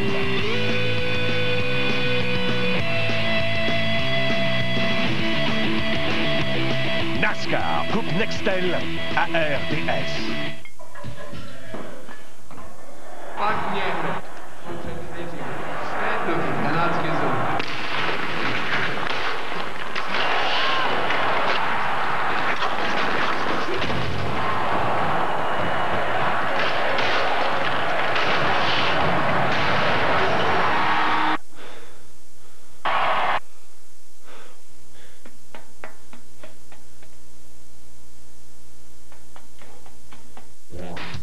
Alors, on vous rappelle le championnat mondial de hockey senior 2008 du 2 au 18 mai prochain en provenance de Québec et Halifax. Alors, pour les gens là, de la province de Québec, de la région de Québec, 418-691-7211 pour vous procurer des billets pour les matchs qui seront présentés au Colisée également à Halifax. Vous voyez le site Internet aussi pour se procurer des billets pour les rencontres qui seront présentées au Metro Center de Halifax. Et en après-midi, plus souvent, pour ne pas venir en conflit avec la Ligue nationale, parce que ça va être la période, évidemment, des séries éliminatoires dans la Ligue nationale. Il va y avoir également la Coupe Memorial au niveau junior. Leyland Irving qu'on a aperçu à l'écran. Il y a toute une histoire également alentour de ce gardien qui a été très malade lorsqu'il était un petit bonhomme de 7-8 ans, là, a combattu un cancer et a commencé à être gardien de but seulement à l'âge de 12 ans, Normand. Et aujourd'hui, il fait partie là, de l'élite des gardiens au Canada. A été repêché en première ronde dans la Ligue nationale par les Flames de Calgary en 2006. Un jeune homme qui a toujours le sourire. On le voyait là au cours de la dernière épopée d'équipe Canada Junior. Il était l'adjoint de Carey Price et acceptait très bien son rôle. N'a pas participé à aucun match au cours du tournoi présenté en Suède. Carey Price avait d'ailleurs été le joueur le plus utile à son équipe, le plus utile au tournoi durant tout le tournoi. C'était un rouage important de cette dernière médaille d'or de l'équipe des moins de 20 ans. Dégagement refusé à nouveau à l'équipe de la Russie. Nemchinov qui prodigue les conseils. Son équipe est dans le match au moins, là, 3-2 là, en fin de deuxième période. Ce que tu veux voir dans des événements comme ça, c'est au moins une progression. Il y a 8 matchs à disputer. Alors, si dans les 2 premiers matchs, il y a des choses que tu n'as pas aimées, tu dois voir une amélioration ou une progression. Et on peut dire qu'aujourd'hui, en deuxième période, au moins, les élans russes ont été un petit peu plus constants, si tu veux, offensivement. Giroux qui a perdu le disque, sorti le territoire mené par Ivan Vishnevski. Et Vishnevski n'a pas voulu là, expédier le disque dans le coin de la patinoire et ça provoque un hors-jeu à l'entrée du territoire canadien. Les joueurs canadiens, autant ils vont être offensifs, vont se dévouer en désavantage numérique, qu'ils vont le faire dans des situations à égalité numérique pour venir aider les défenseurs. Les attaquants vont constamment se replier. Et ce que Nemchinov n'aime pas voir, c'est que présentement, on étouffe l'attaque dès la zone centrale. Alors, c'est pas facile pour les Russes d'aller marquer des buts parce qu'on ne peut pas entrer en vitesse avec la rondelle en territoire canadien. Giroux derrière le filet là, qui s'est défait de Chudinov. Giroux qui est là, a voulu laisser à Marchand un peu de confusion. Marchand qui n'avait pas vu là, que Giroux lui avait laissé le disque derrière. C'est rendu maintenant un cliché, Stéphane. Ce qu'on dit, là, on veut travailler derrière les défenseurs adverses. C'est exactement ce que le Canada fait depuis le début du match. Thomas Hickey à la ligne bleue. Belle passe de Hickey vers Claude Giroux. Et là, Giroux qui a peut-être posé un petit geste de trop là-dessus et il sera chassé, là, le joueur des Olympiques là-dessus. C'est pas nécessaire, le petit geste par la suite après le tir au but. Et Giroux qui s'en va au banc des punitions avec 7 minutes à écouler. Et voilà, Hickey qui a été patient à la ligne bleue. Belle remise à Giroux. Giroux du revers, là, le jeu est terminé. C'est après l'arrêt qu'on a vu le petit coup de Giroux. Ouais. Et c'est pas une bonne pénalité pour Claude. Par contre, je ne sais pas si ça va être punitif parce que l'entraîneur-chef Brent Sutter, évidemment, ne veut pas donner de chance aux Russes de revenir. C'est ce genre de punition-là qu'avait écopé David Perron dans la première période du premier match et qui avait fait en sorte que Perron avait sauté quelques tours par la suite. Pénalité un petit peu inutile et souvent c'est on va dire que c'est un petit défoulement personnel. Tu peux pas amener ton équipe dans le banc de pénalité pour un geste de la sorte. Alors, on va voir s'il y aura des conséquences pour l'attaquant des Olympiques de Gatineau. Alors, sortie de territoire pour les Russes qui vont encore une fois tenter leur chance en avantage numérique. 0-8 dans ce match. Dégagement du Canada. À la poursuite du disque, c'est Legion. Voinov le devance, mais Legion est allé appliquer une mise en échec. Voinov qui remet de l'autre côté vers Alexandrov à Mamin. Mamin qui s'amène en zone adverse. Mamin la passe à sa droite pour Glovatsky. Glovatsky qui remet vers Mamin. Mamin de l'autre côté. La rondelle revient à ce dernier. Mamin derrière vers Alexandrov. Alexandrov, son tir s'est passé à droite. Est-ce qu'Irving a touché au disque? Chose certaine, l'attaque se poursuit. Alexandrov à nouveau son tir et Sutter qui s'est jeté de tout son long devant lui à nouveau. Glovatsky derrière le filet, par la rampe, remet vers Mamin. Glovatsky là, qui s'est placé à l'embouchure pour compléter la passe, n'est pas parvenu. Belle exécution, on a simplement raté la passe. Glovatsky, son tir bloqué en défensive par Brandon Sutter. Et Sutter qui va transporter le disque jusqu'en zone adverse et va gagner de précieuses secondes en désavantage numérique. Quel habile. Tu as vu la protection de rondelle, la force Sutter qui a tenté de faire une percée devant le filet, mais on l'a bloqué. Les résultats, Sutter donne la chance à ses 3 coéquipiers de retraiter au banc pour un changement, parce qu'il faut le rappeler, on est loin de la zone défensive en deuxième période et Sutter vient d'aider la cause. Bloque un tir, protection de rondelle en zone offensive, gagne des secondes précieuses. Tir de loin bloqué par Irving qui décide finalement de conserver la rondelle, voyant que l'attaquant russe Alexander Ryabev s'amenait devant lui. Ryabev, on l'avait à l'écran, il a marqué 2 des 4 buts de la Russie depuis le début de cette série. On peut dire que Ryabev, Vasilionov, Anisimov ont été les plus dominants. Et Anisimov, Stéphane, on l'a pas revu, lui. Qui avait subi la mise en échec de Colton Gillies un peu plus tôt dans le match. Qui était resté impuni dans cette deuxième période. Wisniewski, la campagne de sortir. Là, Wisniewski a fait sauter les patins de Corey Emerton. Et 2 contre 1. La punition à Giroux va prendre fin à l'instant. Et la punition en retardement là, du côté de la Russie. Voilà Giroux qui revient. Et lorsque Giroux revient dans la mêlée, la Russie touche au disque. Et Wisniewski sera chassé. Oui, Wisniewski a simplement faut filer le bâton dans les patins du joueur canadien. Ça a donné quand même une chance à 2 contre 1 pour l'équipe canadienne. Alors, on va chasser Wisniewski pour avoir fait trébucher. Le Canada va profiter de notre supériorité numérique. Avec 4 minutes 58 à écouler dans cette deuxième période, Wisniewski, sa deuxième infraction mineure, mais c'est pendant sa punition à lui en première période que les Russes ont marqué en désavantage numérique.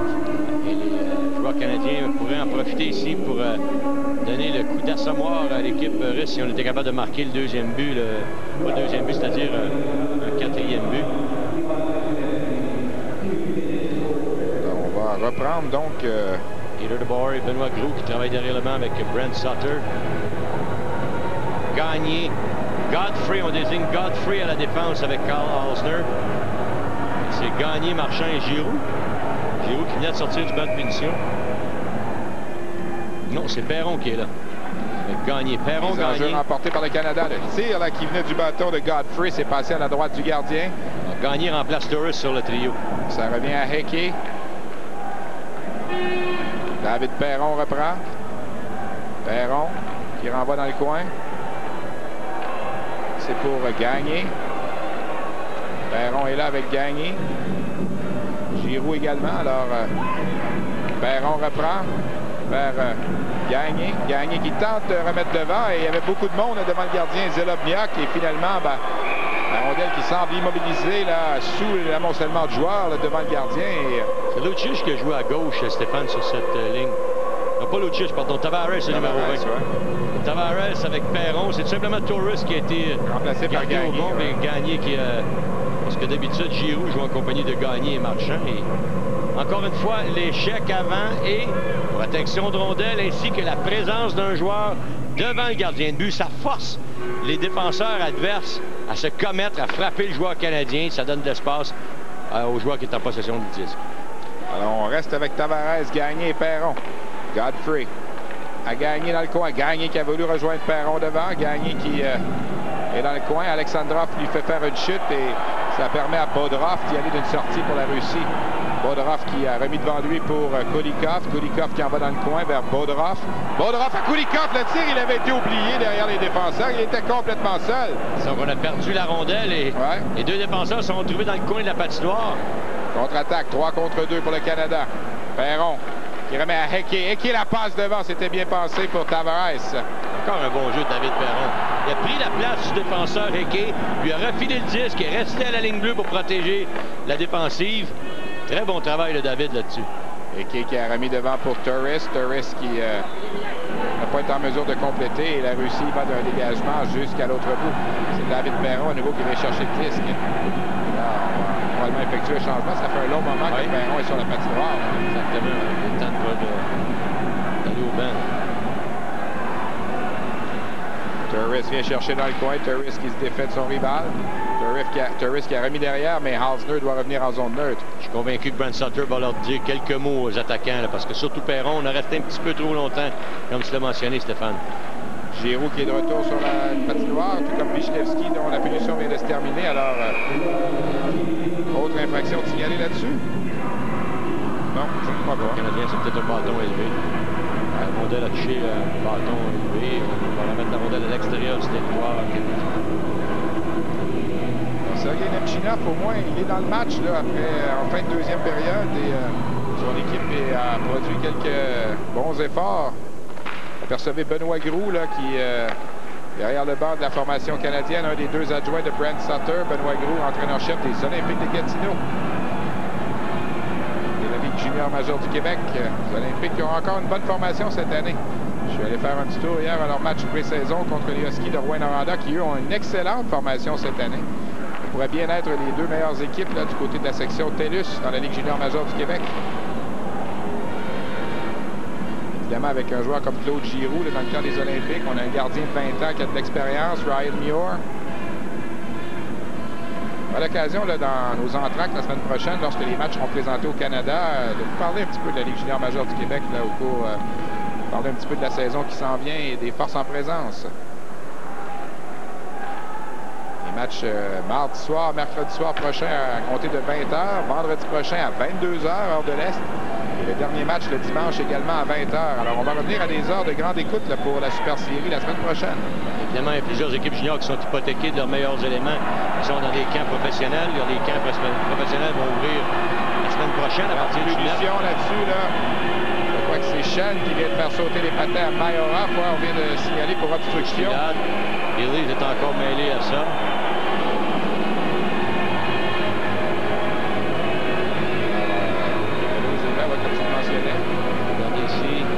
Le travail numéro 15, Shen contre le porteur du disque. Ça, c'est Legion qui frappe. Shen va s'amener sur il est le numéro 14, effectivement, sort le bras. Et Yabev, qui était le meilleur attaquant du côté russe depuis le début du match.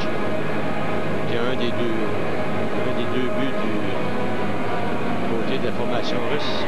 Alors que Shen est chassé. 0-9. Rappelons-le, la Russie, jusqu'ici dans le match, en avantage numérique. 1-27 depuis le début de la Super Série. 24 de suite sans accorder de but pour le Canada. L'arbitre qui a fait une chute dans le coin, tout comme le joueur russe. Et le Canada en profite pour renvoyer la rondelle en zone neutre. 1 minute 25 secondes à faire à la deuxième période. Le Canada qui mène 3-2. 3 buts marqués en première période.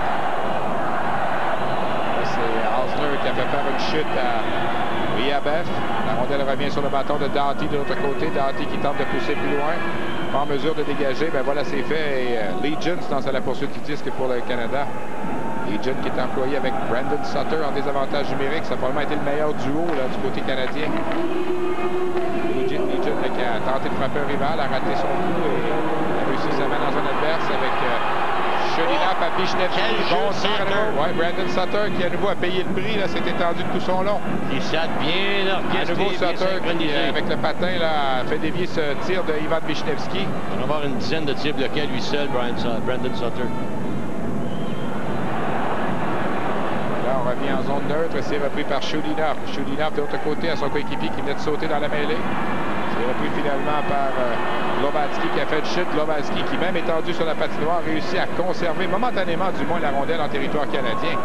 Et là, c'est renvoie le disque de l'autre côté. Giroux est là le premier avec 15 secondes à faire en deuxième période. Giroux là, qui va tenter d'écouler justement les dernières secondes. Giroux à Turris derrière et renvoie le disque à sa propre ligne bleue. Et c'est là-dessus va prendre fin normal la deuxième période. Il y a eu un seul but marqué par la Russie. Oui, on peut dire que la Russie a élevé son jeu d'un cran en deuxième période. N'ont pas été quand même capables, Stéphane, toutefois, de relever leur jeu en supériorité numérique. Et eux qui auraient bien besoin de marquer dans ces situations. On s'arrête pour une pause. Après 40 minutes de jeu, c'est 3-2 pour le Canada. Vous regardez la Super Série 2007 à l'antenne de RDS. Mon fils s'en va à l'université, puis il a besoin d'un ordi portatif. On a tout ce qu'il lui faut. L'ordi, les logiciels, les accessoires. OK. Comment j'installe ça? Pour l'installation, tu as juste besoin d'un manuel. Un manuel? En fait, on ne dit pas manuel, hein? Mais bien Manuel du Geek Squad. Well? Faites vite car tout est en solde chez Best Buy. Tous les ordinateurs portatifs, les ensembles d'ordinateurs, les télé écran plat et plus encore sont en solde. Best Buy!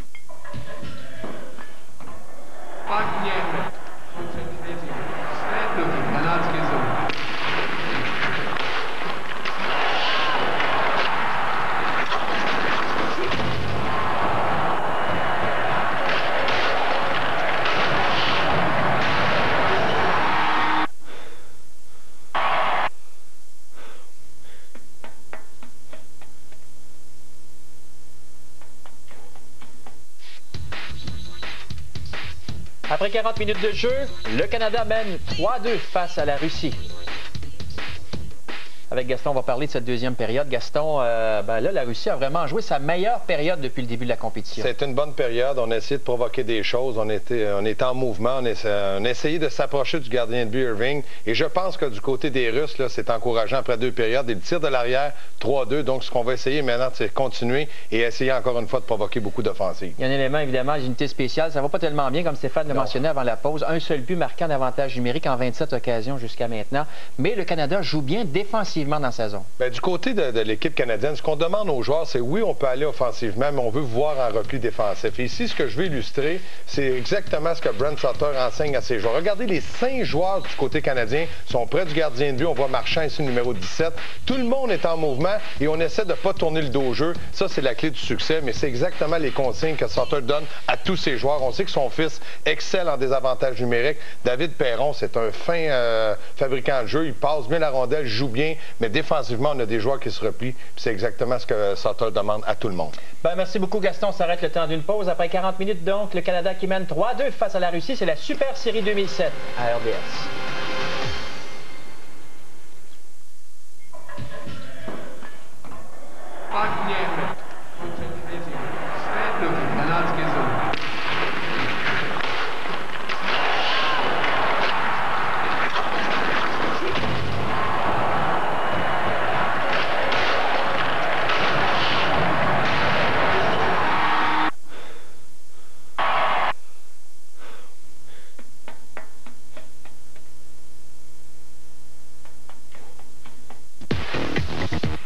Personne ne connaît la F1 aussi bien que Bertrand Houle. Pour tout savoir et mieux comprendre les enjeux de la F1, occupez la pole position aux côtés de Bertrand Houle. F1 Magazine, seulement à RDS. On ne devient pas un grand champion de NASCAR du jour au lendemain. Il faut d'abord faire ses classes. La série Busch NASCAR, les grandes vedettes à la petite école.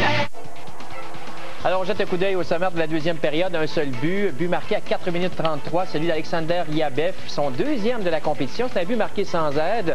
Les tirs en deuxième pour le Canada, 6 pour un total de 10 seulement. Et pour la Russie, 11 pour un total de 24. On est prêt pour la troisième période. Retrouvons Stéphane Normand. Merci beaucoup, Michel. Alors, Luke Schenn est encore au banc des punitions pour 21 secondes en ce début de troisième période. Alors, l'attaque massive de la Russie, là, qui est presque 0 en 10. S'il ne marque pas au cours des 20 premières secondes, ben, ce sera 0 en 10. Et ça a vraiment été la différence là, depuis le début de ce match aujourd'hui, puisque le Canada a profité 2 fois de buts en avantage numérique en début de première période. Oui, on peut parler aussi, Stéphane, on peut parler de rendement individuel, on peut parler aussi de manque peut-être d'émotion du côté des Russes et de tactique offensive, mais il faut surtout parler de la préparation de l'équipe canadienne qui est très à point, très ajustée. On voit pourquoi la raison pour laquelle le Canada a dominé dans les dernières années au niveau du championnat des moins de 20 ans, c'est parce que cette équipe-là est fort bien préparée. Oui, il faut le dire, hein, cette équipe-là est composée des meilleurs joueurs des 60 équipes juniors au Canada. Et on a Carl Turris aussi qui va évoluer vraisemblablement dans les collèges américains cette année à l'Université de Wisconsin. Alors, c'est évident qu'on a une belle banque de joueurs là, pour aller choisir les meilleurs et construire cette équipe. Notre hockey est en santé. Le hockey junior, quand il est aussi dominant au niveau international, c'est que le hockey junior est en santé au Canada. On peut dire que le Québec, on est peut-être en baisse au Québec, ouais, là, mais... le bassin de joueurs, mais je veux dire, quand tu parles de hockey international, le Canada est en très bonne posture. Oh, on est venu frapper à la porte, là. On a Pavel Doronin qui a marqué le premier but de la Russie, le défenseur, qui était dans le coin et qui est sorti du coin pour tenter de surprendre Leyland Irving. Ce qui est intéressant, Stéphane, aussi à dire, c'est que du côté américain, on développe au niveau des écoles secondaires et des collèges américains, mais au niveau junior canadien, bien, tu peux regarder aussi les équipes junior 3A. On produit un gars comme David Perron qui l'a emmené dans la junior Carl Turris, qui vient du junior A dans l'Ouest canadien. Alors, il n'y a pas seulement au niveau de la Ligue canadienne où le travail est bien fait, mais il faut descendre aussi dans l'échiquier et voir qu'il y a des équipes juniors à d'autres niveaux qui font de l'excellent boulot de développement. Kulikov qui a retourné le disque à Vasyunov à droite, mais Vasyunov n'a pas été en mesure de prendre un tir. Giroux, la longue passe pour Marchand qui a été intercepté par Wisniewski. Tir là qui a passé à la gauche de Leyland Irving. Wisniewski avait bien lu la passe en zone neutre. On a donné un retour, une contre-attaque là-dessus. Ça, c'est sûr que ça ne fait pas plaisir à l'entraîneur. La zone neutre, tu dois la prendre d'assaut aussi important, avec autant d'importance que la zone offensive. Wisniewski qui a retourné le disque de l'autre côté. La poussée plus loin, c'était Igor Zubov. Finalement, on revient en zone canadienne. Brad Marchand là, qui a laissé la rondelle derrière. Ne manquez pas le dernier des 4 matchs présentés en sol russe demain à midi. Alors, vous avez habitué à une journée de congé entre 2 matchs, mais là, c'est... En l'espace de 24 heures, on va disputer 2 matchs. On va faire la même chose au Canada mardi et mercredi pour les 2 premiers matchs présentés en sol canadien avant de jouer vendredi et dimanche. Tyrell s'amène dans son adverse. Tyrell, bel effort individuel. La passe à côté pour Gillies. Et Gillies qui est tenté un bon tir et le gardien a résisté. Contre-attaque de la Russie, c'est Yabev qui s'est amené. Dangereusement coupé dans le centre de la glace, alors que de l'autre côté, c'était le défenseur Dowdy qui coupait au Schenn. Devant lui, Yabev a pris toute une chance. Voynov qui a renvoyé plus loin et c'est Dowdy qui a repris. C'était Dowdy, Stéphane, t'as raison. Tir de Legion qui était solide. Ça a touché. A frappé la barre horizontale, il a raté le disque. Zerlabiak qui a été battu par la vitesse du tir de Stephen Legion des Ice Dogs, jadis de Mississauga, maintenant de la vallée du Niagara. Quelques petits changements dans la Ligue de l'Ontario. Ouais. Les Ice Dogs qui ont déménagé de Mississauga à Niagara et les Majors de Toronto St. Michael's qui, eux, vont prendre la place des Ice Dogs au Hershey Center à Mississauga.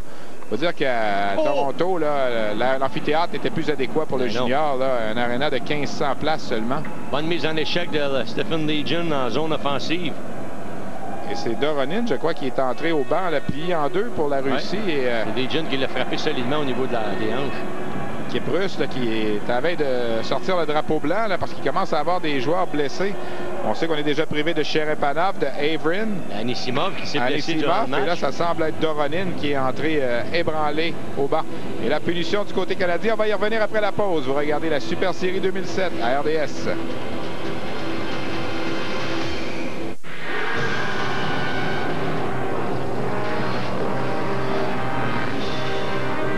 À la maison.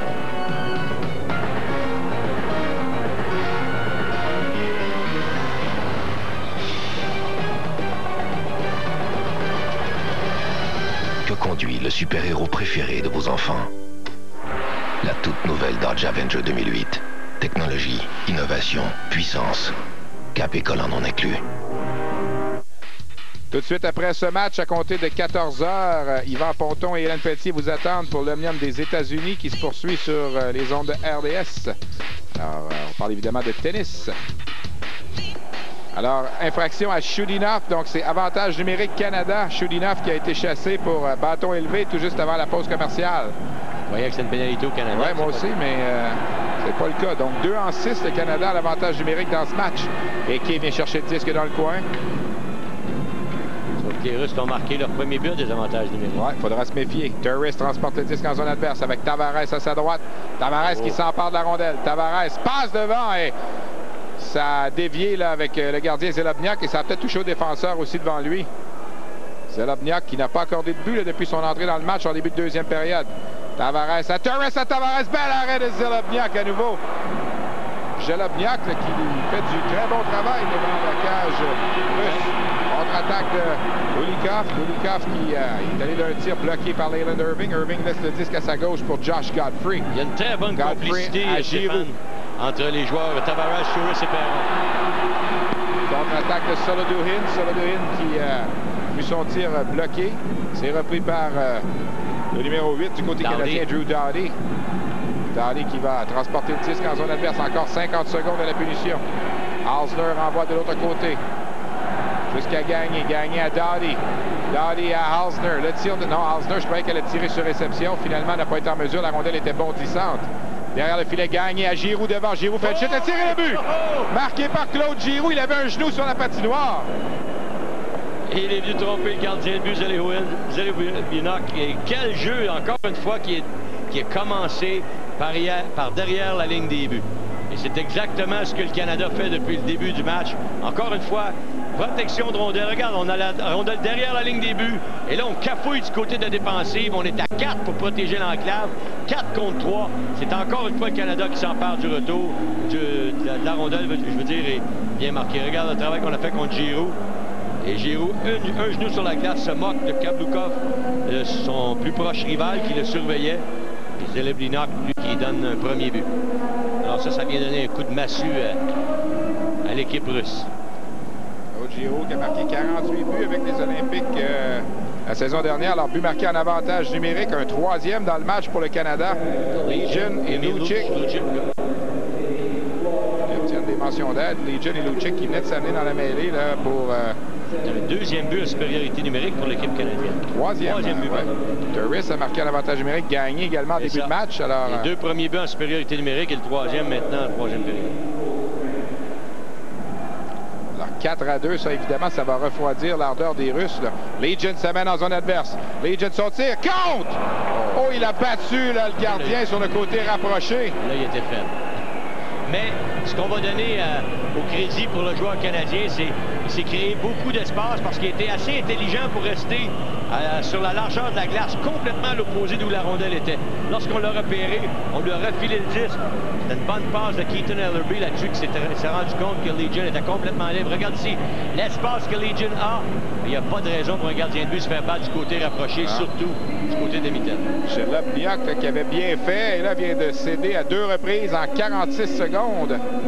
5-2 la marque et ça vient presque de régler le cas des Russes pour ce troisième match. Et là, avec une avance de 3-0 dans une série, c'est pas un 4-7. Évidemment, il y a 8 matchs à jouer, sauf que ça va devenir extrêmement difficile là, pour la Russie de venir gagner 4 matchs au Canada pour espérer l'emporter dans cette série. Alors là, quand tu vas terminer, là, en tout cas quand la ronde en Russie va être terminée, ça peut être un sérieuse claque au visage qu'on donne au programme russe. On va certainement retourner à la table de dessin parce que Ça fonctionne pas pour les Russes. Là, c'est le capitaine de la formation canadienne, Lucic, qui a voulu remettre à sa gauche pour Sutter. Lucic reprend, laisse derrière. Mauvaise remise de Lucic et ça permet aux Russes de s'amener en zone adverse. Kamlukov, son tir passe à Riabev qui va d'un tir bloqué en défensive par Alsner. Encore une fois, Stéphane, le défenseur qui vient bloquer le tir de l'opposant.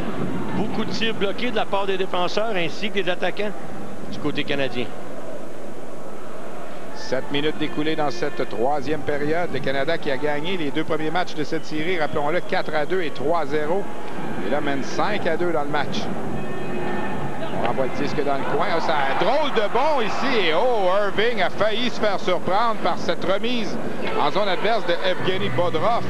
C'est une activité qui est le plus difficile à vivre. Évidemment, à 5-2, on sourit un petit peu plus. Là. Il a failli se faire prendre là-dessus. Regarde ici à nouveau la reprise. Le disque est tout simplement dirigé vers le gardien de but canadien, un lob, et Irving a été vigilant là-dessus. Mais par contre, rapidement, tu as vu les défenseurs, on s'est rapidement replié. C'était Thomas Hickey là-dessus qui est revenu pour aider son gardien de but. Thomas Hickey en est un autre là, qui a été repêché très rapidement. C'est lui qui avait causé la surprise au 4e au total. Il était classé quelque chose comme 27e ou 28e. Et ça a un peu fait débouler là, les choix là, que les équipes avaient prévus en première ronde. Bien, ce qui arrive, Stéphane, c'est que là, quand il y a un défenseur qui se fait repêcher, boum, tout de suite, là, les autres équipes vont s'ajuster. Alsner a été repêché dès le tour suivant. Mais jamais on aurait cru que Hickey serait repêché avant Alsner. Parce que tu regardes, c'est ça. Là. Ouais. Si tu regardes ce que tu vois présentement, je pense qu'Alsner est devant Hickey. Mais il y en a qui ont des pisteurs qui ont vu d'autres choses dans Hickey. L'avenir c'est ça. L'avenir va nous le montrer. Et on disait même là, que Ryan McDonough, le premier choix du Canadien au 12e rang, était largement supérieur à Thomas Hickey. McDonough qui est un Américain, rappelons-le. Ça, évidemment, c'est dans les prochaines années qu'on pourra évaluer le travail des recruteurs. David Perron, lui, a fait son travail dans ce match-ci. 2 mentions d'aide. Il est rendu à 4 points en 3 matchs jusqu'ici, Perron. On a donné, fait trébucher. Est-ce qu'on va donner une pénalité au Canada? Non, il n'y a pas eu d'infraction de signalée là-dessus. Alors, il a réussi 0 en 10 en avantage numérique. Le Canada, 3 en 7. Et il y a une différence de 3 buts dans le match. C'est exactement les 3 buts marqués en avantage numérique. Là, Irving immobilise le disque, voyant s'amener devant lui Maxime Majorov qui s'amenait. Et là, le pire ennemi du Canada, c'est que l'effet du 5e but fasse exactement la même chose que ça fait du côté russe. C'est-à-dire l'effet à Sommoir, là, qu'on se sente trop sûr et certain de l'issue du match, qu'on laisse faufiler les chances vers le filet de la part de l'ennemi. Alors, il faut rester vigilant, ne pas laisser les Russes relever le genou qu'ils ont déjà, qui est déjà sur la glace. Prendre à nouveau à la droite de Irving. Le tir qui est passé à sa gauche, ça venait du bâton de Voinov, le défenseur numéro 30. L'équipe junior aurait peut-être intérêt à regarder surtout que Voinov n'a pas été repêché par l'équipe de la Ligue canadienne. Les Russes sont beaucoup plus difficiles à amener en territoire nord-américain maintenant. Il y en a eu des bons, évidemment. On pense à Alexander Radulov avec les remparts. Mais Touloupov, Chicoutimi. Ça coûte beaucoup de sous les faire venir. Les équipes juniors de plus en plus se tournent vers la République tchèque, la Slovaquie. Et là, on commence à regarder là, du côté de l'Allemagne également. Moi, j'ai vu défenseur allemand avec Lewiston cette année qui sera une recrue, Denis Reol, un défenseur de 6 pieds 4 pouces qui m'a impressionné, là, le seul match que je l'ai vu jouer. On dit également beaucoup de bien du gardien suisse, Robert Mayer, qui va s'aligner avec les Sea Dogs de Saint John cette année au Nouveau-Brunswick. Et j'en parlais hier avec l'entraîneur-chef de Drummondville qui me disait qu'il l'avait vu au championnat du monde des moins de 18 ans. Il a été excellent. Guy Boucher, qui disait que les gardiens de but européens ont relevé le tournoi énormément et on n'est plus les numéros 1 là, au Canada du niveau des gardiens de but. Beaucoup de pays développent de mieux en mieux leurs gardiens. Ouais, ça fait quelques années d'ailleurs que dans la Ligue junior majeure du Québec, on n'a plus autant cette manne de gardiens de but là, dans la Ligue Midget 3A qu'on avait à l'époque. Là, est-ce que Gillies sera chassé là-dessus? Gillies est allé se faire passer le gant au visage par un joueur russe. Il a montré qu'il était capable de rester discipliné. Regarde la rondelle. Ah, il a été frappé là tout de suite. Regarde ici. Gillies est frappé. Il va se relever. Il va parler un petit peu, discuter un petit peu avec Doronin. Il va se faire passer le gant au visage juste là. Et il va ne pas répliquer. Alors, Doronin est de retour. C'est lui qui est entré au banc des siens tantôt, un peu plié en deux à la suite de la mise en échec là, de Legion dans le coin. On va reprendre à la gauche de Leland Irving. C'est Evgeny Bodrov qui est là à la mise en jeu devant Corey Emerton pour le Canada. Emerton a emporté la mise en jeu. Remise à Claude Giroux le long de la rampe. Giroux qui a marqué le 4e but du Canada, le but là, qui fait mal à la Russie. Il a marqué un avantage numérique. Le long de la rampe, là, c'est repris par Evgeny Dadonov. Dadonov qui transporte en zone adverse, tente de se défaire de son rival. Dadonov, il va d'un tir. La rondelle qui a fait un haut bond là, devant Irving. Wisniewski le long de la rampe, pousse plus loin. Finalement, on perd dans le coin et le Canada va reprendre et s'organiser autour de Claude Giroux des Olympiques. Giroux qui renvoie plus loin. De l'autre côté, Emerton a été frappé par Bodrov. Là, il y a Zach Boychuk qui est là également pour le Canada. Boychuk qui effectue une de ses rares présences sur la patinoire.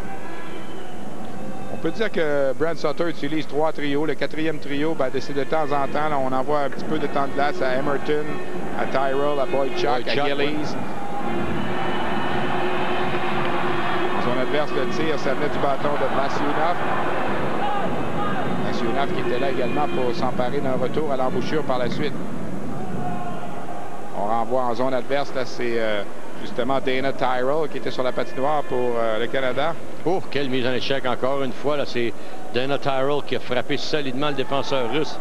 Lui tente de profiter justement de ses rares présences pour se mettre faire un peu valoir. d'action, ouais, effectivement. Et on doit être fiers de regarder, surtout au niveau du président du Hockey Canada, Bob Nicholson, de voir de quelle façon ça se déroule. Une bonne décision, encore une fois, Brent Sutter qui se dirige vers sa 15e victoire consécutive en hockey international. Alors que du côté russe, on a de la difficulté à être capable d'être compétitif. Parce que jusqu'à maintenant, on ne peut pas dire, Stéphane, qu'on était compétitif à 3-0 lors du dernier match. Et lors du premier match, n'eût été de la première période, en tout cas les 10 premières minutes, le Canada a dominé tout au long du premier match aussi. Le seul match que Brent Sutter a failli ne pas gagner, il a profité de la situation pour le gagner, c'était celui contre les États-Unis, le dernier de la phase préliminaire en 2006, où les États-Unis avaient absolument besoin d'une victoire, Normand, si tu te souviens. Alors, on avait retiré le gardien, même si le pointage était égal en fin de... Et Kyle Chipchura avait marqué dans un filet désert pour donner une victoire au Canada. Ça aurait dû être un match nul, normalement, là, si on avait voulu être vraiment... Et les États-Unis avaient absolument besoin d'une victoire. Le match nul ne leur servait absolument à rien pour leur position de classement. Alors, on avait concédé d'une certaine façon la victoire. Et c'est le seul match que Brent Sutter a failli ne pas gagner. Ça aurait été un match nul, donc il aurait une fiche de 11 victoires et un match nul, mais finalement, ça en est tiré qu'une victoire. Oh, il sourit, Normand. Brent sourit. Ouais. Peut-être c'est Peter DeBoer qui raconte des bonnes blagues derrière le banc. Elle doit être bonne pour faire sourire. On voit pas ça souvent. Ça prend beaucoup pour le faire sourire. On dirait que le visage va y craqueler, c'est ri. Mais il fait le travail. Il faut lui donner ce qu'il a. J'ai hâte de voir comment il va diriger avec les Devils New Jersey. Ça n'a pas été facile pour Claude Julien, on le sait. Ça n'a pas été facile pour personne qui était là. En tout cas, c'est sûr qu'il y en a qui ont gagné la Coupe Stanley avec les Devils, notamment Pat Burns, Jacques Lemaire. J'écoutais les commentaires de Martin Brodeur l'autre jour à Sport 30 qui parlait justement de l'avenue de Brent Sutter derrière le banc et pense que c'est toute une acquisition pour les Devils, que c'est tout un coup qu'a réalisé Lou Lamoriello, considérant qu'à chaque fois où il y avait un entraîneur qui était congédié quelque part dans la Ligue nationale, le nom de Brent Sutter revenait tout le temps comme éventuel successeur et finalement, ce sont les Devils c'est avec les Devils avec lesquels il va faire ses débuts là, comme entraîneur dans la Ligue nationale. Et... Lui qui avait de la difficulté à quitter son équipe, les Rebels de Red Deer, il faut dire qu'il est propriétaire des Rebels. Sa femme est impliquée. La famille, c'est une histoire de famille à Red Deer. Alors maintenant, c'est Brian Sutter, son frère, qui va prendre les guides, si tu veux, de la formation de la Ligue de hockey junior de l'Ouest. Et ça a donné l'espace à Brent pour aller tenter sa chance lui aussi au niveau de la Ligue nationale. L'expression que nos collègues anglophones de l'Ouest canadien utilisaient lorsqu'ils parlaient de Brent Sutter à Red Deer, c'était « He's everything, forecheck, backcheck and paycheck ». Alors, il s'occupe de l'attaque, de la défensive. Oui, il y a un joueur russe qui était blessé. Et des salaires des joueurs également. Ouais. Un autre joueur qui était branlé du côté russe. On va s'arrêter pour une pause. Vous regardez la Super Série 2007 à l'antenne de RDS. Lancez la saison de hockey avec Mise au jeu 2007, du 8 septembre au 14 octobre. Consultez le site web de votre division pour connaître les événements présentés dans votre région. Consultez le www.hockeycanada.ca/puckdrop07 pour des renseignements utiles destinés aux associations, aux équipes et aux joueurs du hockey mineur. ainsi que des nouvelles sur les événements, des concours et beaucoup plus. On va reprendre à la droite. Alors, c'est avantage numérique là, pour la Russie qui va se terminer. Là, la punition à Colton Gillies, copé avant la pause. Il reste une dizaine de secondes. 5 minutes 15 secondes à faire dans cette troisième période. Le Canada qui mène 5-2. Autre opportunité là, pour la Russie qui s'en va en avantage numérique. 0 en 11 maintenant pour la troupe de Sergei Nemchinov. Il me semble qu'on devrait mettre ça au programme de la prochaine séance d'entraînement. Essayer qu'il génère quelque chose en avantage numérique parce qu'il n'y a absolument rien qui fonctionne.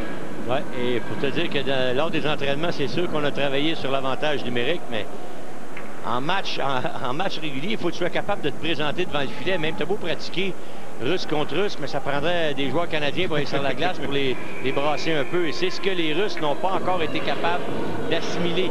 Le hockey au Canada ou nord-américain, on était capable de s'assimiler, mais pour eux, ça peut être... On s'arrête pour une autre pause. 5-2 le Canada dans le match numéro 3 de la Super Série en provenance de Omnis.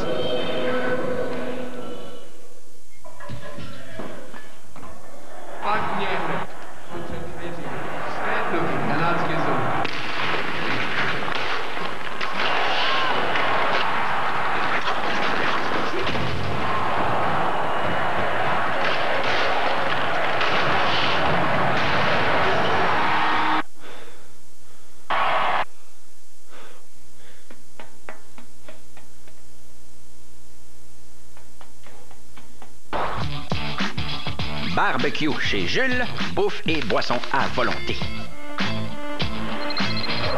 Bertrand? Hein? Quel barbecue? J'ai jamais parlé d'un barbecue. Ah, ça, c'est... Joël Bouchard et l'Académie de hockey McDonald nous reviennent cette année avec de nouvelles capsules. Cette différence que j'ai aimée, c'était plus une situation de match. Jean-Michel Dufont nous présente les coulisses de l'Académie pour débuter la saison. Le 24 septembre à 19h à RDS. On reprend la gauche de Leland Irving. Nous sommes en fin de troisième période. Le Canada qui mène 5-2. 4 minutes 36 secondes à faire. Alors, à 4 minutes de prendre les devants 3-0 dans la série. Normalement, on ne s'attendait peut-être pas à un tel scénario, là. On pensait que le Canada pouvait être favori pour gagner cette série, mais de là à gagner les 3 premiers matchs tout de suite en Russie dès le départ. Ce qui pouvait donner un petit peu un indice, c'est que les Russes avaient 7 joueurs qui étaient de la formation, qui ont perdu la médaille d'or lors du dernier championnat des moins de 20 ans, et 5 seulement pour le Canada. 4, c'est-à-dire... Et Irving ne jouait pas. Irving ne jouait pas. C'est sûr et certain qu'il y a 3 joueurs qui étaient actifs, dont Osner, le défenseur. Osner, Marchand et Gagné. C'est ça. Alors, c'est quand même 3 gars importants, mais la relève a tellement été bonne du côté canadien. Il faut parler des gars comme David Perron, qui est quand même une surprise, parce que David Perron, il y a 2 ans, il n'était pas du tout dans le programme, il n'a jamais participé à aucun événement international. Il n'existait pas là, pour les décideurs de Hockey Canada. Exact. Claude Giroux est un peu aussi une surprise. Oui. Punition sur la séquence. Je crois que c'est Wisniewski là, qui a accroché. Oui, Wisniewski qui sera chassé là, pour avoir retenu. Chose certaine, ce sera avantage numérique Canada. Il ne faut pas que les joueurs canadiens se donnent à des disciplines et, si tu veux, embarquent dans le jeu que les Russes aimeraient bien qu'ils embarquent. Parce que les Russes, là, c'est un petit peu de frustration. On va chasser les joueurs russes pour avoir accroché à nouveau. Ouais. Regarde dans le territoire offensif, à 1 contre 1. Milan Lucic qui se moque de la défensive adverse. 1, il lui a sous-tiré la rondelle. Et 2, en protégeant le disque. Même scénario avec Brad Marchand. Tu as vu de quelle façon la totale partie des joueurs, tout le monde protège très bien la rondelle, autant les défenseurs que les attaquants. Force l'adversaire à accrocher. C'est la raison pour laquelle Wisniewski est au banc de pénalité. Et normalement, je te pose une question. Tu es l'entraîneur russe. Tu reviens avec qui devant le filet pour le 4e match demain? Parce que là, tu as utilisé les 3 et ça n'a pas fonctionné. Varlamov a donné 4 buts dans le premier match, plus 3 dans la première période d'aujourd'hui. Dans le match, il y a 2 jours, on a utilisé l'autre gardien qui était... Bobrovski qui lui a donné 3 buts dans le match. Et là, on utilise aujourd'hui en 2e et en 3e Jelopniak qui a donné 2 buts jusqu'ici. Écoute, la logique veut que Varlamov ait eu une 2e chance. Ouais. Alors lui, on devrait l'éliminer de l'équation tout de suite et y aller soit... Moi, j'irais, je crois que c'est Bobrovski ou encore Jelopniak qu'on voit présentement qui mériterait de débuter le prochain match. Et là, Grishin vient d'être chassé, donc ce sera double supériorité numérique pour le Canada là, pour terminer ou à peu près presque cette 3e période. C'est la première fois là, que le Canada bénéficie d'une double supériorité numérique. Le Canada qui est 3 en 7 jusqu'à présent dans le match. J'ai hâte de voir si on va être capable d'amener des forces fraîches du côté des Russes, parce que, comme tu l'as mentionné tantôt, Stéphane, beaucoup de blessés. On avait une liste de 28 noms au début, et là, il y en a déjà 3 qui on peut retrancher là-dessus. Il ne faut pas oublier qu'il reste encore 5 matchs à disputer. Et si on s'en va après le 4e match, et c'est 4-0 pour le Canada, je ne suis pas certain que ça va être plaisant de venir au Canada se faire plastrer dans les rampes à Winnipeg. Là, on s'en va mardi à Winnipeg, et connaissant l'amour du hockey des gens de Winnipeg, ça va probablement être plein ou tout près au MTS Center. Donc, on parle d'une foule de peut-être 15 ou 16 000 spectateurs. C'est tout vendu à Red Deer vendredi prochain, évidemment, avec la présence de Brent Sutter. Ça va être ses adieux, si on veut, à une certaine façon, là, en tant qu'entraîneur des Rebels. Le tir et le but! Oh, quelle séquence! Là, tu peux pas blâmer le gardien de but. Absolument rien à blâmer pour le gardien de but. On est constamment des passagers du côté russe en désavantage numérique, ou si tu veux, c'est le 3e but du Canada en cette jeu. 4e, regarde, on est inactif ou à peu près. La rondelle se passe rapidement. Les mouvements de bâton se font pas. On attaque du côté où il y a seulement un joueur. Et tu peux absolument pas blâmer le gardien de but sur ce but-là. Bonne attaque de la part des joueurs canadiens. Bon échange de rondelles. Et rapidement, on vient prendre des devants par 4 buts maintenant. Tu as vu, Sutter a donné du temps de glace en avantage numérique à Boychuk, qui joue sur le 4e trio. Alors, pour compléter ce que je disais, à Red Deer, vendredi prochain, c'est tout vendu pour les adieux de Brent à la foule des Rebels. Est-ce qu'on peut parler d'adieu? Peut-être qu'il reviendra un jour, hein, parce que... Dépendant de ce qui va se passer dans sa carrière nationale. Il y aura beaucoup d'émotions là. Le match également mercredi à Saskatoon, et on va terminer ça dimanche prochain, le dimanche dans 9 jours. Le 9 à Vancouver. Il ne faut pas oublier, Stéphane, que les Devils ont perdu de très bons éléments en offensive, notamment Scott Gomez, qui est maintenant avec les Rangers de New York. Ça va certainement... mais on a quand même d'excellentes bases en défensive. On n'a qu'à penser au gardien de but, Martin Brodeur, évidemment. Avantage numérique qui se poursuit pour le Canada. Payette qui est allé d'un tir, ça a été bloqué. On utilise, comme je le mentionnais, là, les joueurs du 4e trio. Gillies qui est là, accompagné de Dana Tyrell, notamment, et Emerton. Derrière, c'est pour Eke, plutôt Ellerby. Ellerby à Tyrell. Tyrell dans le coin vers Emerton. Emerton toujours en possession du disque. 2 minutes à faire dans cette 3e période. Tir bloqué. Et Zhelobniak qui a joué de chance là-dessus. La rondelle qui a bondi tout près de lui. Gillies qui a voulu remettre devant. Et finalement, les Russes vont y aller d'une sortie de territoire. Qui prend fin. Donc, pour le Canada, là, va terminer ce match. Il n'y a pas d'autre occasion. 4-9 en avantage numérique. Alors, c'est excellent. Là, on parle d'un rendement de 45%.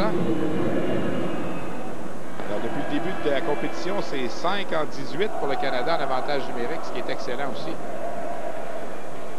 Ça a été vraiment la différence dans le match d'aujourd'hui, l'efficacité en avantage numérique du Canada. Dans n'importe quelle compétition, que ce soit dans la Ligue nationale, au niveau des séries, au niveau des matchs importants, souvent ce qui fait la différence, c'est les unités spéciales. Wisniewski qui est allé d'un tir bloqué par le gardien Leyland Irving. Il n'a pas été fort occupé, Leyland Irving. Du côté canadien, est-ce qu'on continue le tour de rôle ou on donne le prochain match à Bernier parce qu'il a réussi un blanchissage dans le 2e? Est-ce qu'on revient avec Mason? Je pense qu'on va revenir avec Mason. On va refaire le tourniquet encore une fois. On avait promis au moins un match à chacun, alors ça a été fait. Les 3 ont gagné. Irving a donné 2 buts, Mason a donné 2 buts, Bernier n'a rien donné. 1 minute à faire dans cette 3e période. 6-2 le Canada. 6 marqueurs différents. Gagné, Turris, Gillies, Giroux, Legion et Boychuk. Tavares qui est toujours en quête, lui d'un premier but là, en 3 matchs. Il avait récolté avant la rencontre d'aujourd'hui une mention d'aide, en a ajouté une 2e. On s'attendait à beaucoup de John Tavares. C'est un jeune attaquant, c'est sûr. Mais il y a des gars qui ont fait passer sous silence le travail de Tavares parce que je pense que David Perron a pris beaucoup d'ampleur, beaucoup d'espace. Lui a pris de l'espace peut-être que Tavares aurait dû prendre. Tavares qui s'amenait en zone adverse a été stoppé par Zubov dans sa manœuvre. Alors, on vous rappelle, le 4e match de cette série sera présenté demain à compter de midi sur les ondes de RDS. Le dernier en sol russe avant le retour de la formation canadienne au Canada pour les matchs qui auront lieu la semaine prochaine à Winnipeg, à Saskatoon, à Red Deer et à Vancouver. Matchs qui seront tous présentés en direct sur nos ondes à compter de 20h mardi et mercredi. Alors voilà, c'est fait. Victoire du Canada 6-2. le pointage le plus convaincant peut-être, mais c'était quand même 3-2 là, après 2 périodes. Et les Russes n'ont pas encore profité une fois de prendre les devants dans un match. Ils avaient la chance, ils ont eu quelques bonnes occasions en deuxième période qui ont été provoquées, mais ils n'ont été incapables de marquer. Alors, le Canada qui se faufile encore une fois avec une victoire. Merci Normand, on s'arrête pour une pause. Vous regardez la Super Série 2007 à RDS. La Super Série Canada-Russie vous est présentée par NikeTraining.ca. Les médailles font oublier la douleur. Soyez de la formation partante cet été.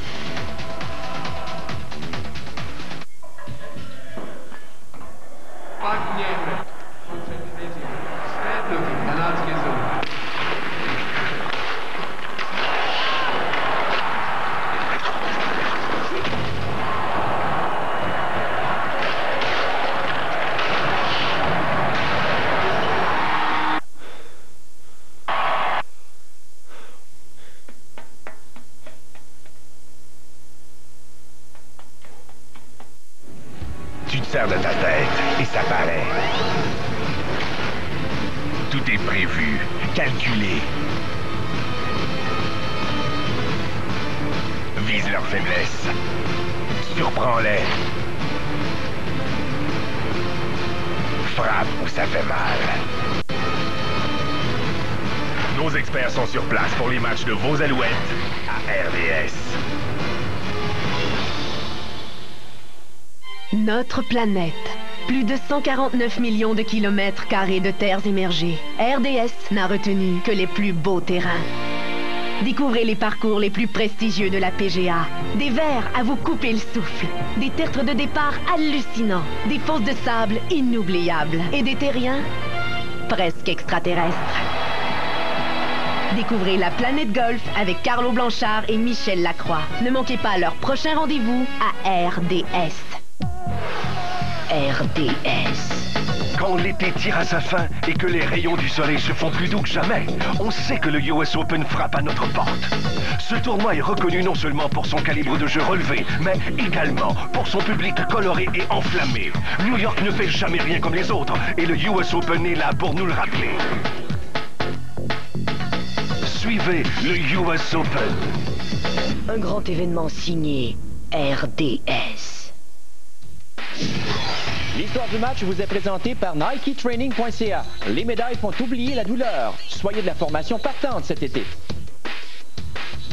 Alors, allons-y, Gaston, avec l'histoire du match. Une victoire de 6-2. Et ce qu'on retient surtout, c'est les unités spéciales dans ce match, comme Stéphane le mentionnait. Exactement. 0-11 du côté des Russes, 4-9 du côté canadien. 4 buts marqués en avantage numérique. Mais regarde les lancers. 34 pour les Russes, 22. Donc, en quelque part, c'est sûr que lorsque tu as des chances d'avoir de l'avantage numérique, tu as des chances d'avoir des lancers au but. Le gardien de but, Irving, n'a peut-être pas été excellent. Il n'a pas été beaucoup occupé. Mais moi, je retiens de lui qu'en deuxième période, il a fait certains arrêts-clés pour garder son équipe dans le match lorsque c'était 3-2.